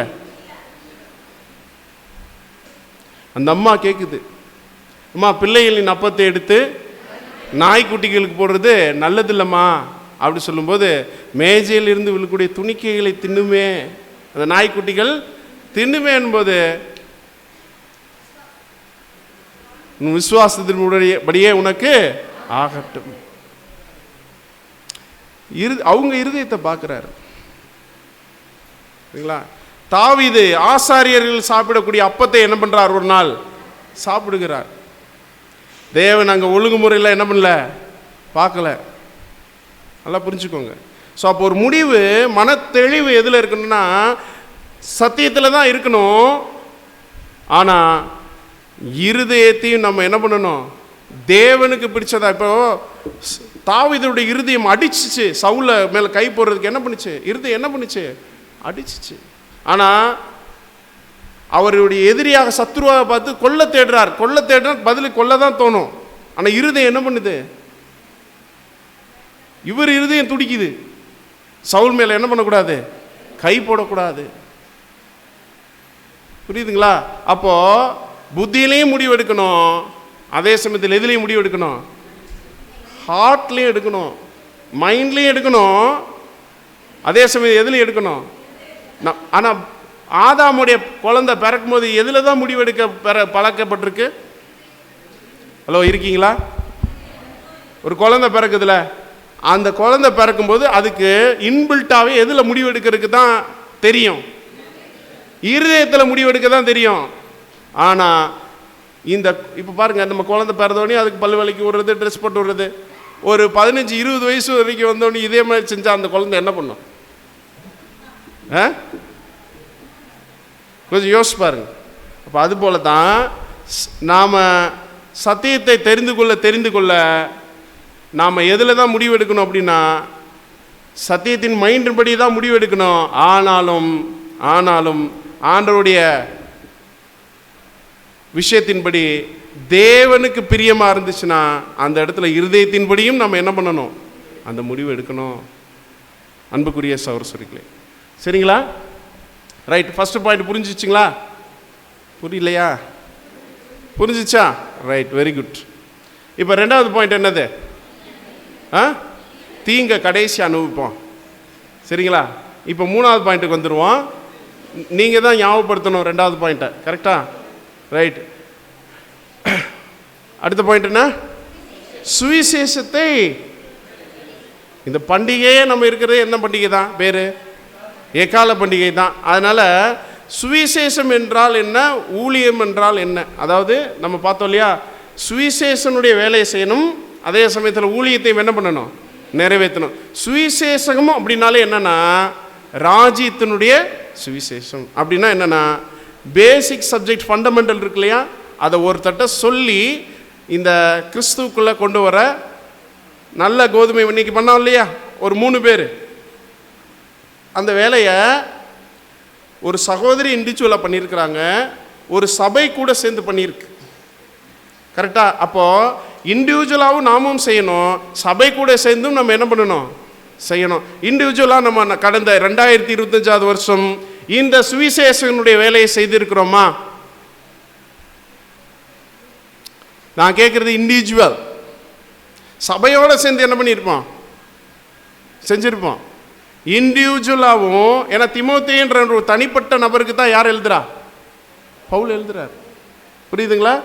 ஸோ சுவிசேஷனுடைய வேலை அப்படின்றது ஒன்றும் இல்லை. நாம் இப்போ இந்த ராஜ்யத்தின் நற்செய்தி அடிப்படை வேதாகம பாடங்களாக எடுக்கிறோம் இல்லையா, அதுதான். சரிங்களா? அப்போது இதில் வந்த ஒரு காரியம் என்ன அப்படின்னு பார்க்கும்போது, இந்த யூபிலின் வருஷத்தை இப்போ என்ன பண்ணிட்டு இருக்கிறோம், அறிவிச்சிட்டு இருக்கிறோம். யூபிலி ஸ்டார்ட் ஆயிடுச்சா இல்லையா? யூபிலி ஸ்டார்ட் ஆயிடுச்சா இல்லையா?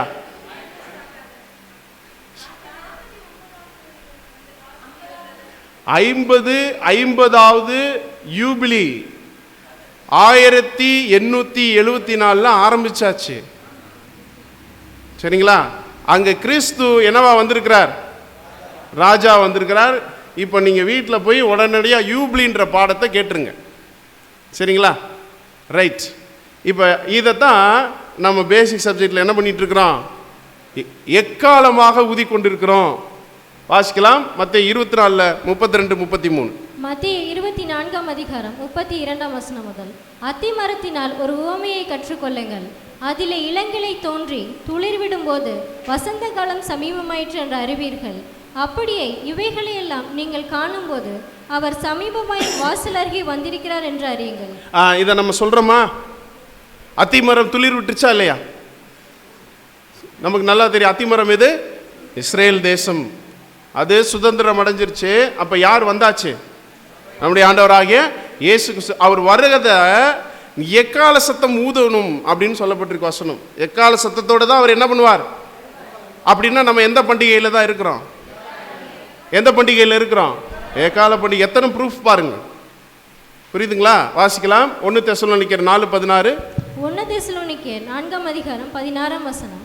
ஏனெனில் கர்த்தர் தாமே ஆரவாரத்தோடும் பிரதான தூதனுடைய சத்தத்தோடும் தேவ எக்காலத்தோடும் வானத்திலிருந்து இறங்கி வருவார். 7ஆம் தூதன் எக்காலம் ஊதிட்டார். சரிங்களா? இன்னும் கூட பாருங்க, அந்த நாள் எப்படிப்பட்ட நாள், அது மப்பும் மந்தாரமான நாள் அப்படின்லாம் பார்த்துருக்கோம் இல்லையா? இப்போ என்ன சொல்றாருன்னா, யோவேல் கூட 2:1 வாசிக்கலாம். யோவேல் 2 அதிகாரம் 1 வசனம். சீயோனிலே எக்காலம் ஊதுங்கள், என் பரிசுத்த பர்வதத்திலே எச்சரிப்பின் சத்தமிடுங்கள். தேசத்தின் குடிகள் எல்லாம் தத்தளிக்க கடவர்கள், ஏனெனில் கர்த்தருடைய நாள் வருகிறது. கர்த்தருடைய நாள் வந்துவிட்டது.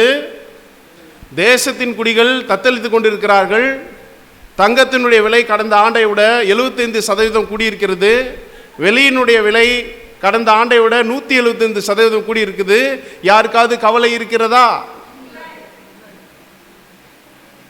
நம்ம நினைச்சதெல்லாம் சொல்றாருங்க அப்படின்னு நீங்க நினைக்காதீங்க. ஏன்னா தங்கத்துக்கும் வெள்ளிக்கும் நமக்கும் சம்பந்தம் இல்லை தங்கங்களே. சரிங்களா? ஏன்னா அவருடைய ஆர்னமெண்ட்ஸை தான் சேர்த்துக்கிட்டு இருக்கிறார் அவரு. சரிங்களா? நாம தான் அந்த ஆர்னமெண்ட்ஸ். ஓகேவா? ஸோ இதைத்தான் நம்ம சொல்லிட்டு இருக்கிறோம். சுவிசேஷனுடைய வேலையை செய்து கொண்டிருக்கிறோம். இண்டிவிஜுவலாகவும் செய்யணும். ஒரு வேலை செய்யலைன்னா 2026 ஸ்டார்ட் பண்ணிக்கோங்க. ரைட். இப்போ 4வது என்னது? ஊழியத்தை. அப்படின்னா என்னதுங்க?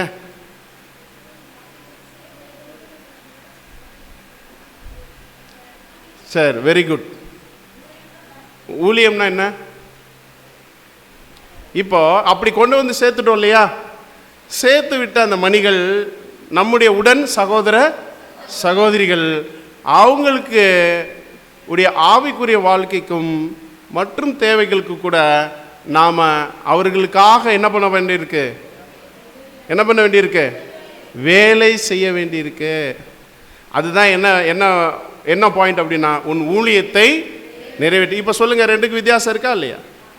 சுவிசேஷம் என்பது அறுவடை சத்தியங்களை சொல்கிறது.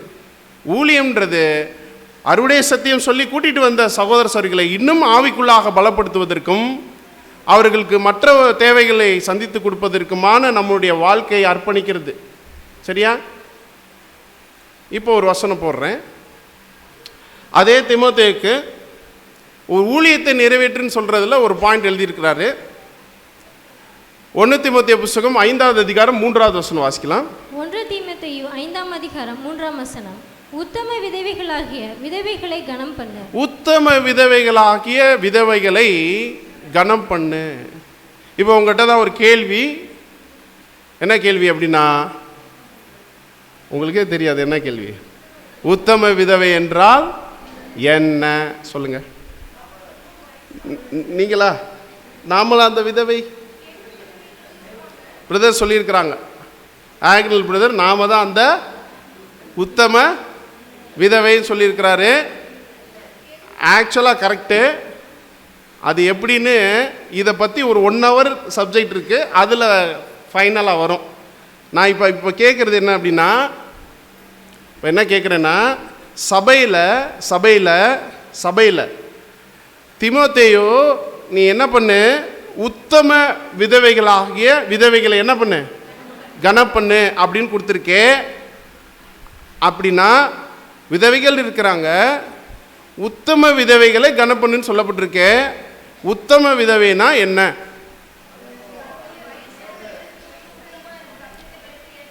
உத்தமமாக இருக்கிறதா? சரி.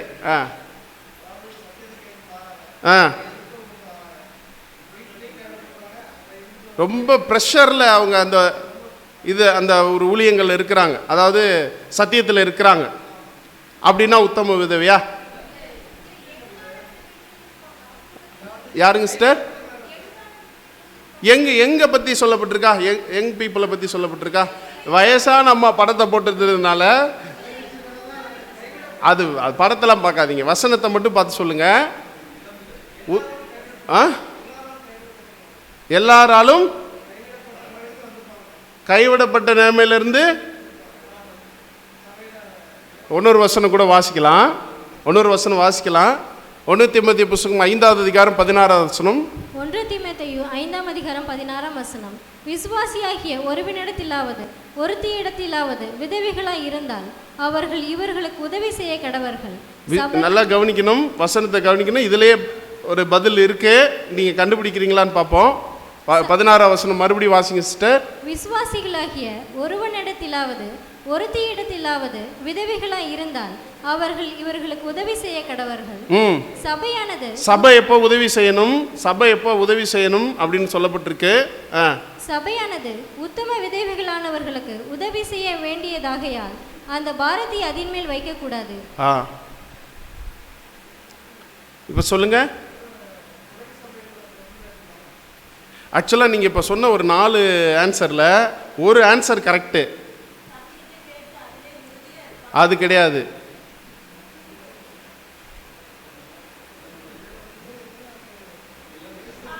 இல்லை, ஆன்சர்ஸ் வந்துருச்சு ஆக்சுவலி ஆல்ரெடி. சரி, இதே வசனத்தை திருவிவிலியத்தில் பார்த்துருவோமா? இந்த இடத்துல என்ன சொல்லிருக்கு? சபையானது உத்தம விதவையானவர்களுக்கு உதவி செய்ய வேண்டியதாகியதால். அப்படின்னா சபை யாருக்கு உதவி செய்யணும்? உத்தம விதவைக்கு சபை என்ன ஆகணும்?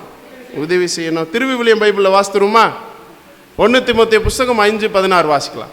நம்பிக்கை கொண்ட பெண் ஒருவரிடம் கைம்பெண் இருந்தால் அவரே அவர்களுக்கு உதவி செய்யட்டும். நம்பிக்கை கொண்ட பெண் அல்லது ஆண் ஒருவரிடம் கைம்பெண் இருந்தால், அதாவது ஒருத்தர் கான்சக்ரேட்டடு, அந்த ஃபேமிலியில் அந்த சிஸ்டர் இருக்கிறாங்க, யார்? அந்த கைம்பெண் இருக்கிறாங்க. இருந்தால் அவரே அவர்களுக்கு உதவி செய்யட்டும். சரியா? அடுத்துதான் சொல்கிறாரு, திருச்சபை மீது அச்சுமை என்ன பண்ணக்கூடாது? சுமத்தக்கூடாது. ஏனென்றால் அப்பொழுதுதான் உண்மையிலேயே ஆதரவற்ற கைம்பெண்களுக்கு திருச்சபை உதவி செய்யும். அப்படின்னா என்ன அர்த்தம்? அதாவது ஒருத்தவங்க கான்சக்ரேட் பண்ணி வந்திருக்கிறாங்க ஒரு சிஸ்டரு, ஆனால் அவங்க ஃபேமிலியில் யாருமே கான்சக்ரேட்டே இல்லை. ரெண்டாவது, அவங்க யாரையும் சார்ந்தே வாழலை, அதாவது அவங்களுக்கு ஹெல்ப்பே வரல. அவங்க சுயமாக அவங்க சம்பாரித்து அவங்க ஜீவனம் பண்ணிகிட்டு இருக்கக்கூடிய ஒரு நிலைமையில் இருந்தாங்கன்னா அந்த சகோதரிக்கு நிச்சயமாக சபையானது என்ன பண்ணணும்? உதவி செய்யணும். அவங்களுடைய கண்டிஷனை பார்த்து நம்ம என்ன பண்ணணும்? உதவி செய்யணும். ஸோ ஊழியத்தை நீ செய்ய அப்படின்னு சொல்கிறதுல விடோ கேட்டகரியிலேயே இந்த மாதிரி ஒரு வார்த்தையை, ஒரு வசனத்தை பவுல் கொடுத்துருக்கிறார். அப்படின்னா நம்ம இன்னைக்கு சபையினுடைய காரியங்களை எத்தனை % தெரிஞ்சு வச்சுருக்கிறோம்? கம்ப்ளீட்டாக எல்லாம் தெரியுமா நமக்கு? அதுக்குள்ளேயே நீ பெரிய ஆளா, நான் பெரிய ஆளா, உனக்கு ஏன் கை தூக்கல, எனக்கு ஏன் கை தூக்கல, ஒழுங்காவே தெரியாது. எது ஊழியம், எது எது எது ஒழுங்குமுறை, இன்னும் கம்ப்ளீட்டாக என்ன ஆகலை, படிக்கலை, படிச்சுக்கிட்டே இருக்கிறோம். அதனால தான் we are called Bible students, not teachers. அன்புக்குரிய சகோதர சொல்லிக்கல, சரிங்களா? ஸோ அந்த ஒன்னஸ் தான் ரொம்ப முக்கியம். அதனால தான் பாட்டு அன்பே பிரதானம் என்று நாம் பாடியிருக்கிறோம். அன்பே தான் பிரதானம். சத்தியம் அதை தான் சொல்லுது, புத்தியும் அதை தான் சொல்லுது, மனசும் அதை தான் சொல்லுது, சரிங்களா? ஸோ நம்ம என்னென்ன பார்த்துருக்குறோம் சொல்லுங்க, முடிக்க போகிறோம். மனத்தெளிவுனா ஞாயிறு, சுவிசேஷத்தை சுவிசேஷ வேலையை செய், ஊழியத்தை 3 ஆயிடுச்சா? அதாவது பரிசுத்தவான்களை கால்களை கழுவுவது தாங்க ஊழியம், சிம்பிளாக சொல்லணும்னா. ரைட். இப்போ ஒன்று விட்டோமே, தீங்கு அனுபவிச்சிடலாமா?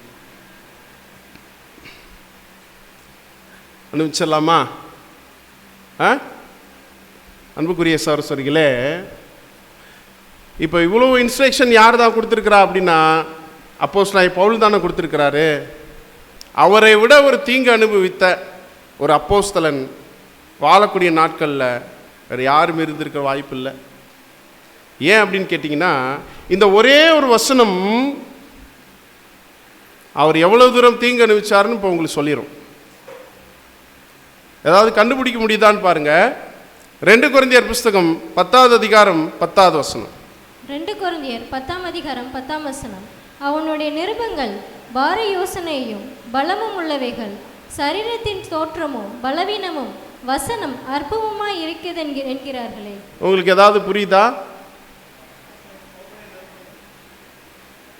இப்போ உங்கள்கிட்ட ஒரு கேள்வி. அவனுடைய நிருபங்கள் பார யோசனை, என்ன பார யோசனைனா என்ன? கனமானதா? ஸ்ட்ராங் அட்வைஸா?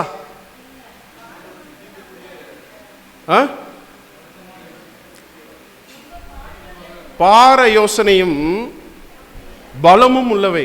ஆனால் அடுத்து என்ன சொல்ற? சரீரத்தின் தோற்றமோ பலவீனமும், வசனம் அற்பமா. இங்கே அவருடைய நிருபங்கள் பாரா யோசனை, ஆனால் வசனம் எப்படி இருக்குதாமா? இப்போ ரெண்டும் கான்ட்ரடிக்ஷனாக இருக்கே. வசனம் எப்படி? ஆமா, ஆக்சுவலாக ஃபுல்லாக டிரான்ஸ்லேஷன் ஒன்றுமே கஜபஞ்சான்னு எழுதியிருக்கிறாங்க. இப்போ திருவிவிலியத்தில் நம்ம இதை வாசிக்கலாம். 2 கொரிந்தியர் புஸ்தகம் 10:10 வாசிக்கலாம். அவருடைய திருமுகங்கள் கடுமையானவை, அவருடைய திருமுகங்கள் நிருபங்கள் கடுமையானவை, ஆற்றல் மிக்கவை. சரிங்களா? ஆனால் அவர் நேரில் வந்தால் பார்க்க சகிக்க. அவர் நேரில் வந்தால், அவரை நீங்க நேர பார்த்தா பார்க்க சகிக்காது. பேசும் பேச்சும் எடுபடாது. அப்படின்னா என்னங்க? உங்களுக்கு ஏதாவது கணிக்க முடியுதா? இப்போ எந்த பார்ட்டுக்குள்ளே வந்திருக்கிறோம்? தீங்கு அனுபவி பார்ட்டுக்குள்ளே வந்திருக்கிறோம். சரிங்களா? ஆளை பார்த்தா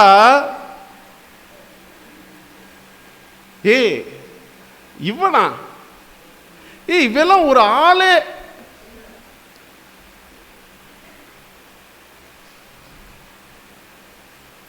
பைத்தியண்டாவே,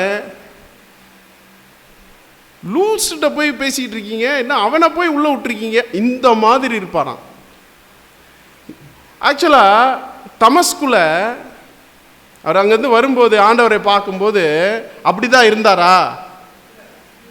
இல்லை அன்புக்குரிய சகோதர சொல்லிக்கல, அப்படி இல்லை. அவர் வாங்கின அடியில அவருடைய ஒட்டுமொத்த தலையிலிருந்து உள்ளங்கால் வரைக்கும் அத்தனையும் அதனுடைய இடத்துல இருந்து மாறிடுச்சு. அவர் ரூபத்தையே குலைச்சிட்டாங்க.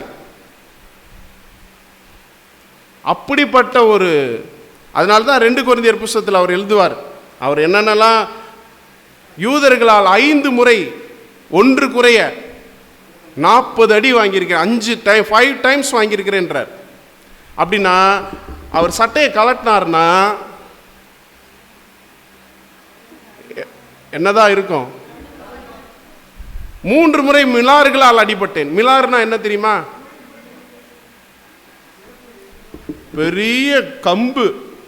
பெரிய கம்பு எடுத்து 3 தடவை அடிச்சிருக்கிறாங்க.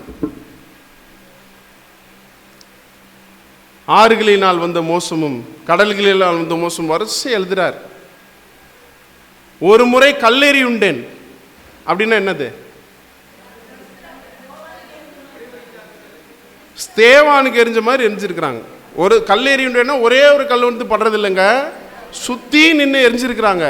இப்போ இதில் எரிஞ்சு வாயை உடைச்சு இப்போ என்ன ஆயிடுச்சு அப்படின்னா, இவர் பேசும்போது அது தெளிவான பேச்சு வரல. அதனால் அவர் பேசும்போது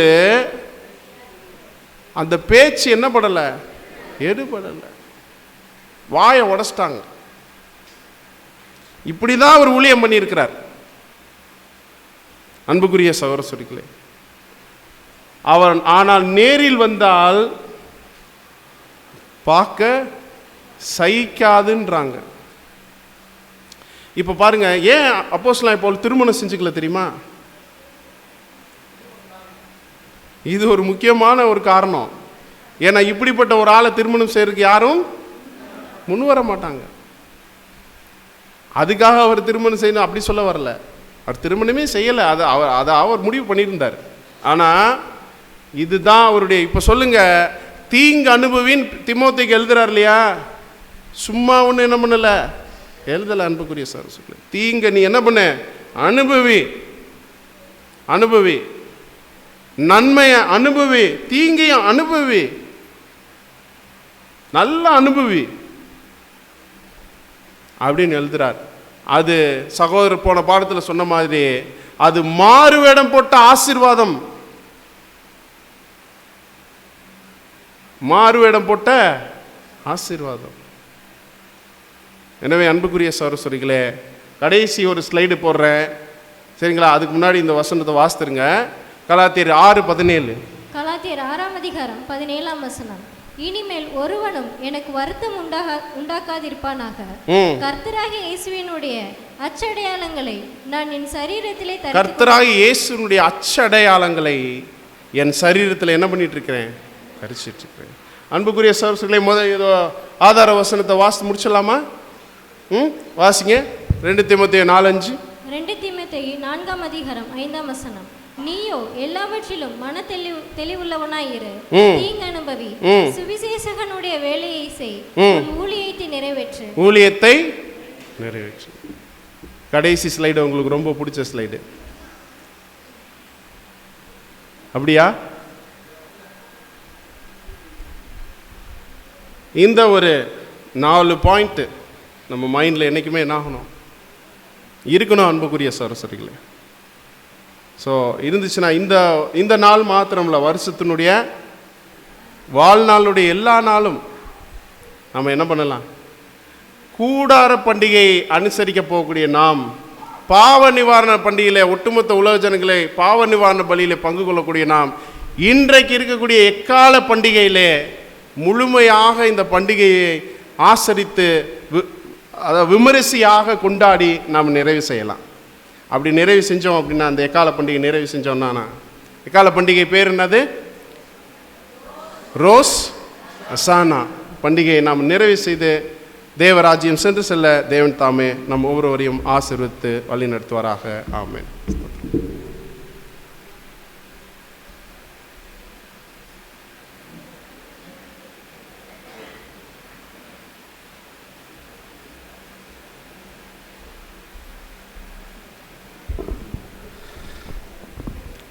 கிறிஸ்துவுக்குள் பிரியமான சகோதர சகோதரிகளே,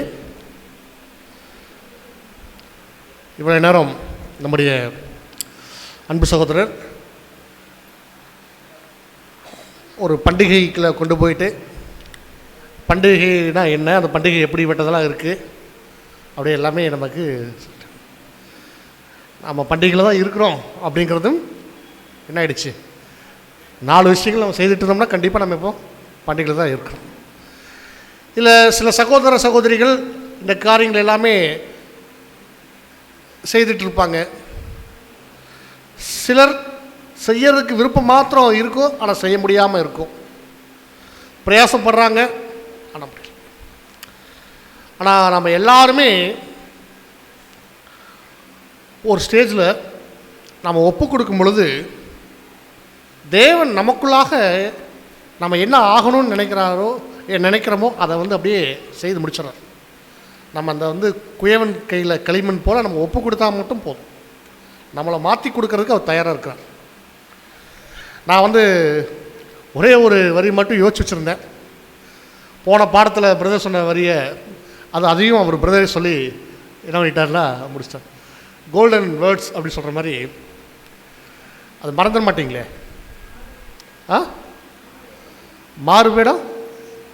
மாறுவேடத்தில் வர ஆசீர்வாதம் பரவாயில்ல. Okay, thank you. தூது கொடுத்த நம்முடைய அன்பு சகோதரருக்கு நம்ம அனைவரும் சார்பாக சகோதரருக்கு நம் நன்றிகளையும் வாழ்த்துக்களையும் சகோதரருக்கு நாம் தெரிவித்துக் கொள்வோம்.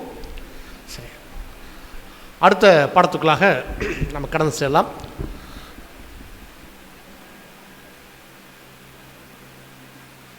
அழுகுறீங்க, தீங்கு அனுபவின்னு சொன்னாங்கல்ல. சரி, பாடம் பார்க்கலாமா வேண்டாமா? கேட்கல, இந்த பக்கமெல்லாம் சவுண்டே வரல. முதல் 2 வரி மட்டும். இன்னொரு பாடம் பார்க்கலாமா இல்லை முடிச்சிடலாமா? சரி, நீங்கள் பார்க்கலான்னு கேட்டால் பாடம் இல்லை. சரி, இப்போ நம்ம இந்த கன்வென்ஷன்ஸை நம்ம நிறைவு செய்ய போகிறோம். ஒரு சில அறிவிப்புகளோடு நம்ம நிறைவு செய்யலாம். ஜெபம் முடிஞ்சதுக்கப்புறம் எல்லாருக்கும் டீ அரேஞ்ச் பண்ணியிருக்காங்க. எல்லாருமே நம்ம டீ சாப்பிட்டு ஒருவருக்கொருவர் அன்பின் வாழ்த்துக்களை பரிமாறிக்கொண்டு நம்ம இங்கிருந்து சமாதானத்தோடு நம்ம வீடுகளுக்கு செல்ல போகிறோம். அது மாத்திரமல்ல, இன்னொரு அறிவிப்பு, அன்பின் வேண்டுகோள். வரக்கூடிய ஜனவரி 16ஆம் தேதி, ஜனவரி 16 வெள்ளிக்கிழமை ஒரு நாள் மாநாடு. உங்கள் எல்லாருக்காகவும் கரூர் சபையின் சார்பாக ஒரு நாள் கூட்டம் ஆயத்தம் செய்யப்பட்டிருக்குது. இங்கே இருக்கக்கூடிய ஒவ்வொரு சபையினுடைய மூப்பர்கள் ஒவ்வொருவர்கிட்டையும் நான் தனிப்பட்ட முறையில் நான் சொல்லிட்டு இருக்கிறேன். எங்களுடைய அழைப்பை கொடுத்துருக்குறோம். அது மாத்திரமல்ல, எல்லா சகோதர சகோதரிகளுக்கும் இந்த ஒரு அழைப்பை நீங்கள் ஏற்றுக்கொண்டு எல்லோரும் கரூரில் நடக்கூடிய அந்த ஒரு நாள் மாநாட்டில் கலந்து கொள்ளும்படியாக உங்கள் அன்பாய் கேட்டுக்கொள்கிறோம். இந்த அழைப்பை ஒரு பொதுவான அழைப்பாக ஏற்றுக்கொண்டு அனைவரும் வரும்படியாக கேட்டுக்கொள்கிறோம். தேங்க்யூ. இறுதியாக நம்ம எழுந்து நின்று ஒரு ஜெபம் செய்து இந்த ஒரு கூடுகையை நாம் நிறைவு செய்வோம். பாட்டு இருக்கா? சொல்லவே இல்லையே. சரி, பாடல் எண் 96, சொற்ப காலம் பிரிந்தாலும். ஹலோ,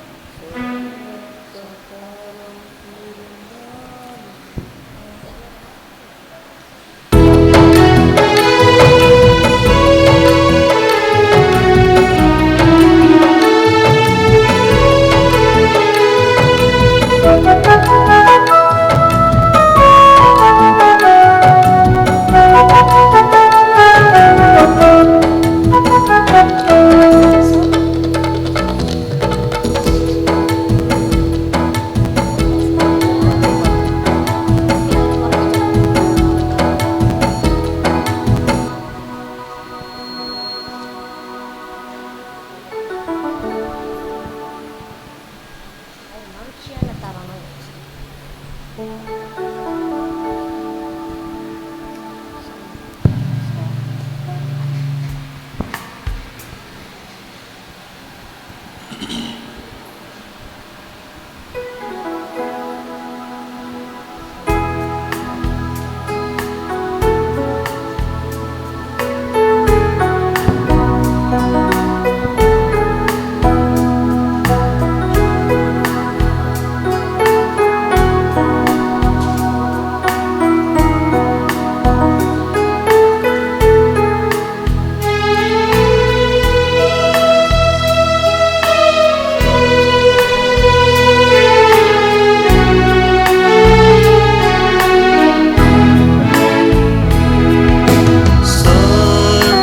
காலம் தெரிந்தாலும்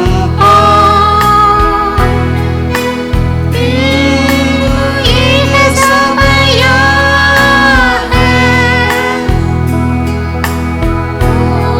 கூடுவோம் ஆனந்தமாக.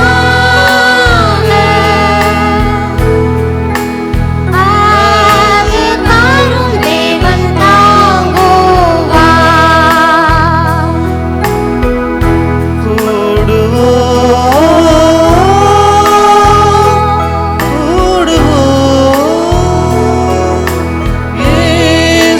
இயேசுவோடு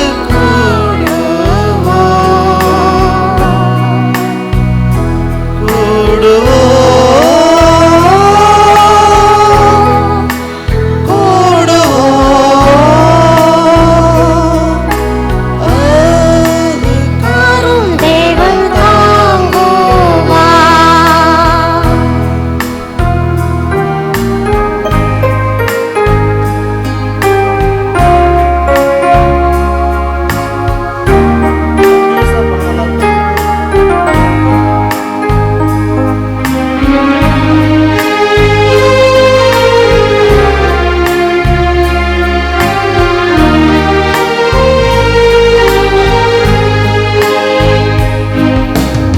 ஆதி காரும் தேவன் தாங்குவார். மிக்க ஞானத்தால் நடத்தி மோசமின்றியும் காப்பாற்றி ஆதி காரும் தேவன் தாங்குவார். கூடுவோம்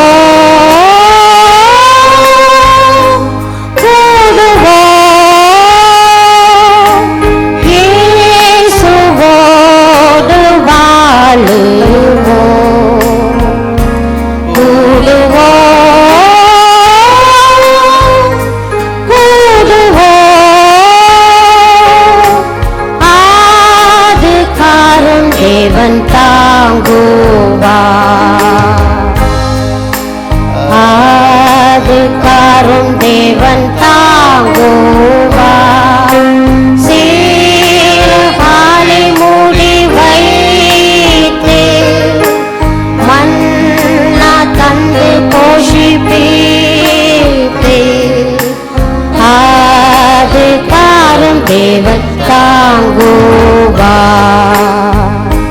கூடுவார்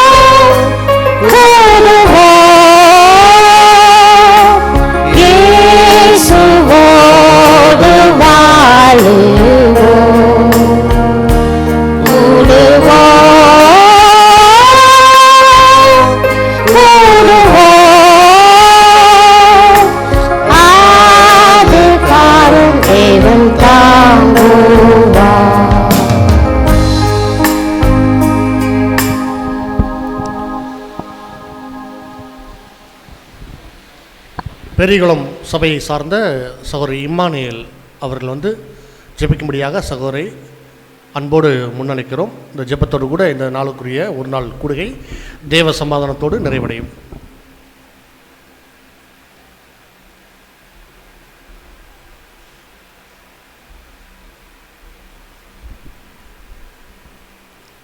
நாம் அனைவரும் ஜெபிப்போம். மகா உன்னதமான தேவனுடைய பரிசுத்த திருநாமம் ஆண்டவராக இயேசு கிறிஸ்து மூலம் இப்பொழுதும் மகிமைப்படுவதாக. வானாதி வானங்களுக்கு மேலாக வீற்றிருந்து பூமியின் மனுமக்களாக இருக்கிற எங்களை கண்ணோக்கி பார்த்து கொண்டிருக்கிற மகா பரிசுத்தம் நிறைந்த பரம தகப்பனே, உம்மை துதிப்பதற்கும் ஸ்தோத்தரிப்பதற்கும் உங்களுடைய பரிசுத்த திருநாமத்தை மகிமைப்படுத்துவதற்கும் நாங்கள் எம்மாத்திரம் ஜனங்கள் எம்மாத்திரம் என்று தாவீது சொன்னது போல இப்பொழுதும் நாங்கள் உமது பாதப்படியிலே நாங்கள் காத்திருந்து மட்டுமாக நாங்கள் உமது வார்த்தைகளை கேட்க தேவரீர் கொடுத்துட்ட மகா பெரிய ஈவு கிருபை இயக்கத்துக்காக கூட நாங்கள் நன்றி சொல்லி துதிக்கிறோம், ஸ்தோத்திரிக்கிறோம்.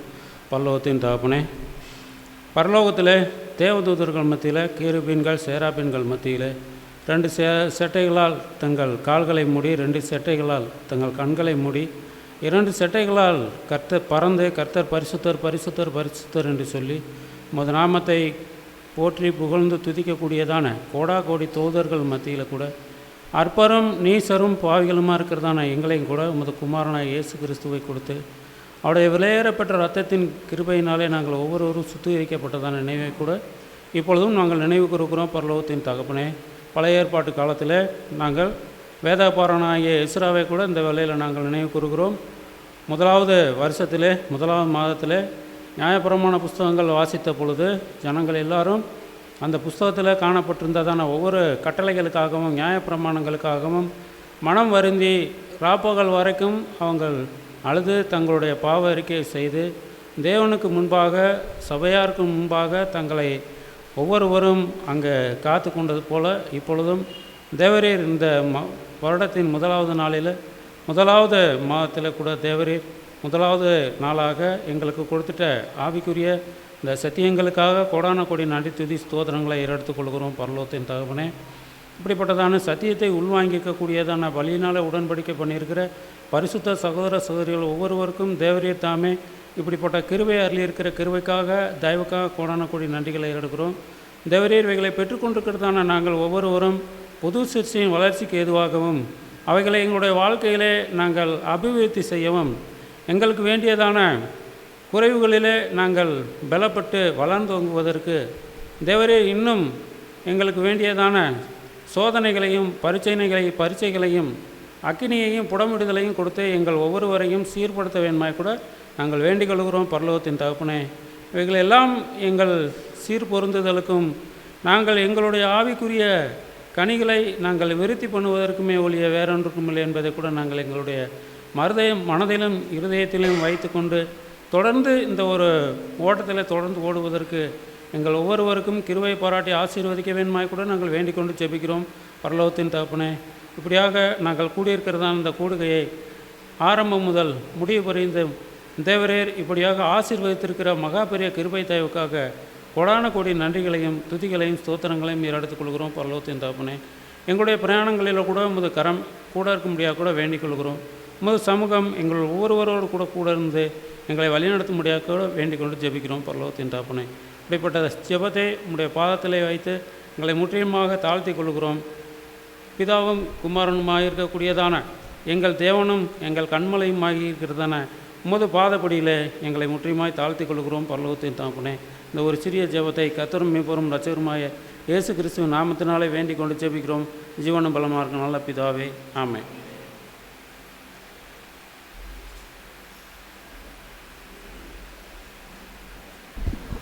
சகோதர சகோதரிகளுக்கு டீ தயாராக இருக்குது. எல்லாருமே டீ சாப்பிட்டு நீங்கள் போகலாம். முன்னாடியே இருக்குது.